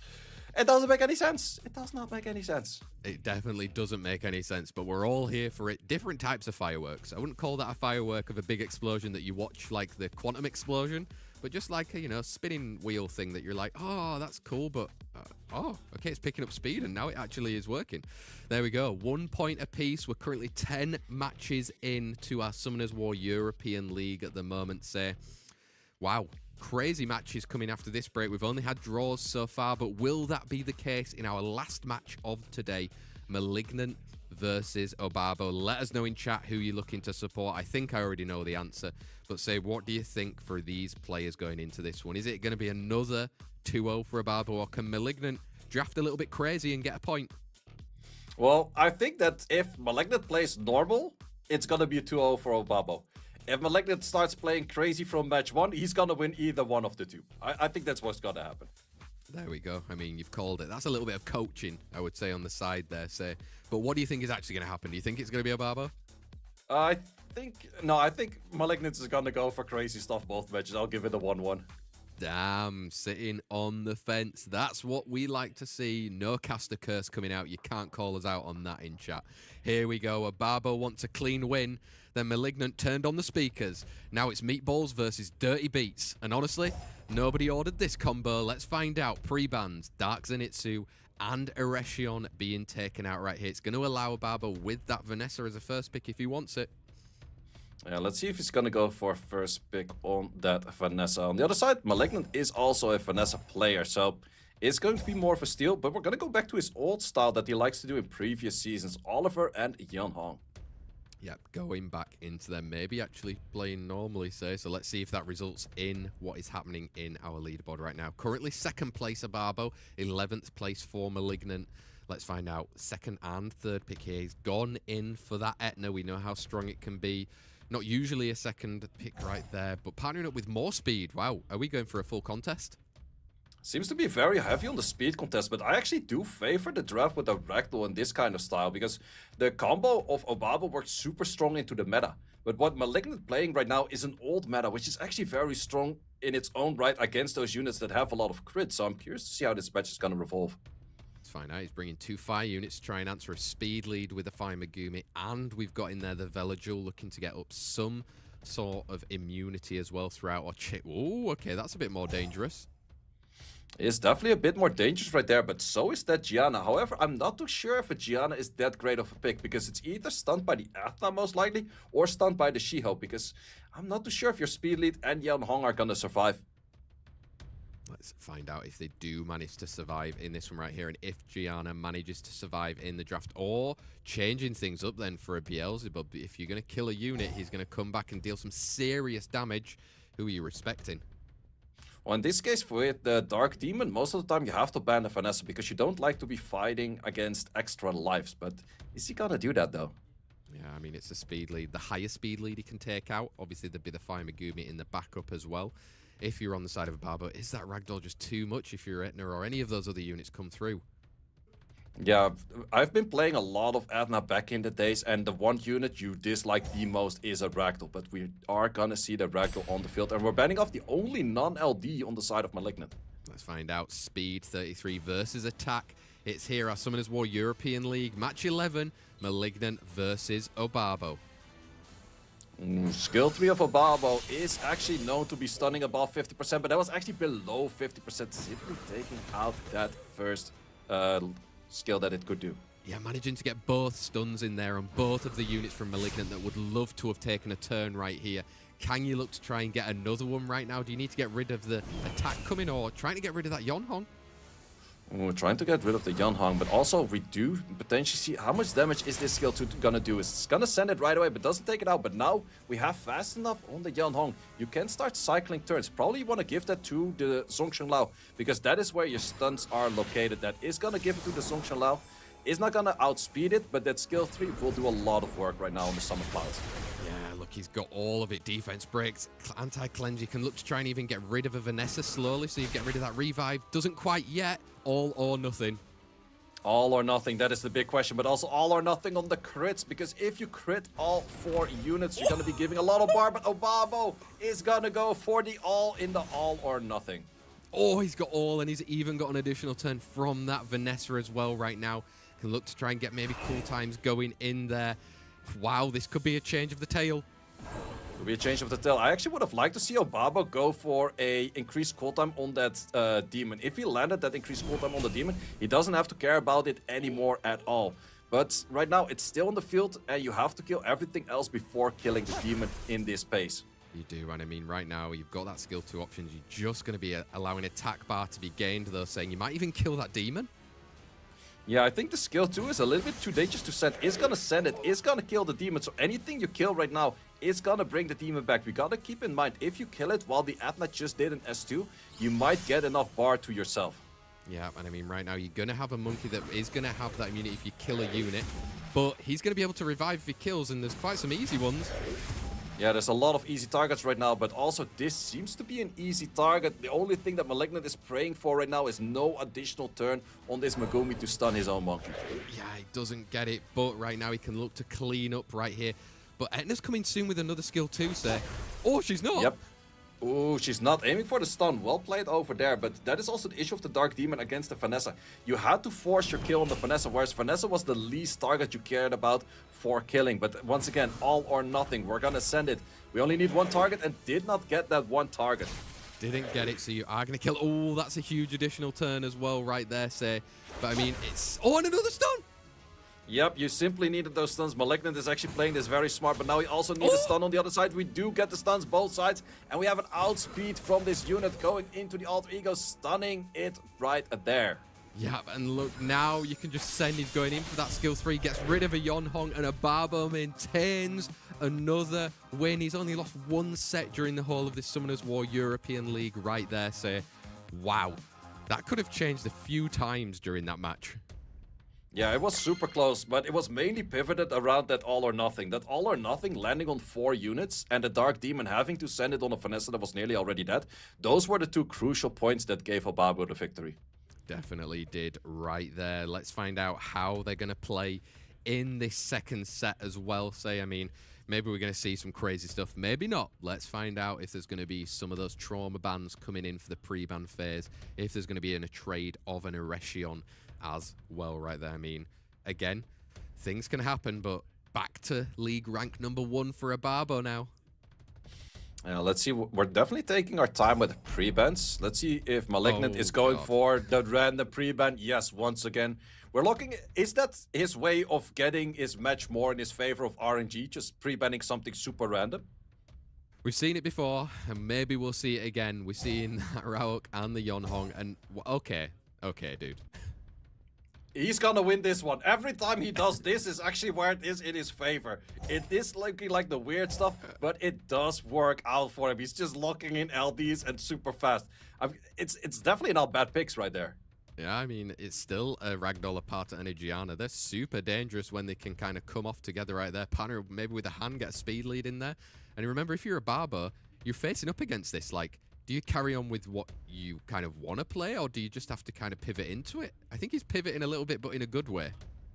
Yeah, you definitely have to pivot into this, because locking in an Athna into this is absolutely a death trap right there. But is Malignant fully gonna lock in 5 dark units on the field right now? He has the potential to do so, but I'm not too sure about the Zhongshan Lao, because you are kind of covered by that with the light pony on the enemy side. So you have to get your Gianna at a bright rotation, otherwise it's not gonna do too much. And once again, we're locking in a Dark Demon into a Vanessa. Not the biggest of fan of this one. Yeah, and I mean, right there, say, can you even just try and maybe even lock in a Seme and get through? I mean, I don't know, from Obabo, like, how do you carry on? Well, Seme is definitely a really strong pick at the moment, because all of those units don't have that much issue, but also a Sonya. Sonya has a lot of targets you could potentially take out. Sure, you could go for HP lead or defense lead on Dark. Ragdoll, I think, has the defense lead, but it's probably not going to be enough for some of those squishy targets.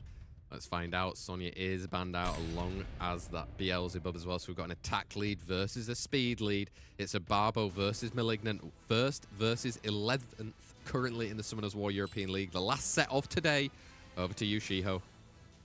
Yeah, Shio, and also the Pater is moving after the Gianna, so you have a free stun potential on this Gianna right now in that first turn, and does get it right there. He does get it right there. Do you even want to land that defense break as well? Does land it as well, and a Misty's going to maybe follow up soon. It's going to follow up soon. He's actually sending off his skill 3 right away. Maybe not the best of timings, because it's going to get cleansed off. Well, we have the anti-cleanse on one unit, but it is still there being cleansed off. Plus, not too many targets to hit it on the first place. Also, additional turn on the side of Obabo. Yeah, getting those additional turns. But, I mean, you're going to give some damage. Right now, you can probably even clean up if you missed it. Also, yeah, Malignant was hoping for the crit from the right element towards that Gianna for the Rectal to take the bar, and therefore Pater could have went for a cleanse. But Malignant was not having anything out of that when he did not see the he did not see the crit right there. This time, when you draft crazy, it didn't quite work against the person who's currently at the top of the Summoners War European League right there. And Obabo taking another 2 points. He's only dropped 1 set against Rexas in the whole of his matches so far. So if that isn't a statement of he's come here to win this and get another accolade on his belt, I don't know what quite is there. And especially being 3rd place currently in the leaderboard in game. I mean, who's stopping him over these next 3 weeks? Let's see. He still has a few players he has to play against. I don't know by heart who that is going to be, but let's see if those players can take some points off Obabo, because so far he seems to be steamrolling all of those. Definitely does, and we're going to take a look right now at all of those 11 matches that have happened today. You can see it right up there. It will be shared as well on a link somewhere in chat, so you can see all those results and how it will affect our leaderboard as well. We will get to see it after this to see exactly how they stack up against each other going into league day number 5 next week. Realistically, there's probably around 4 more matches that all of these players are still yet to play before we get into our playoffs. And let's have a look. Looking pretty at the top right there. Obabo with a game still in hand, say, as well. What else stands out for you right there? Yeah, Obabo sitting at the top definitely does stand out, but also Scribble is making it to the playoffs at the moment. Also funny to see all of the Germans are in the playoffs as well, sitting very comfortably over there. However, the French players outside of Guts definitely do have to step up their game to make it over there. They definitely do. You can have a look at that wins when they've managed to win 2-0. Draws is obviously splitting, but it's the set wins that count for the points at the end there. So you might see, for example, some people have won more matches, but they've drawn a lot as well in the form of Guts right there, managing to sneak into that 4th position. Depending on where you finish in that leaderboard is also where you will be in the playoffs.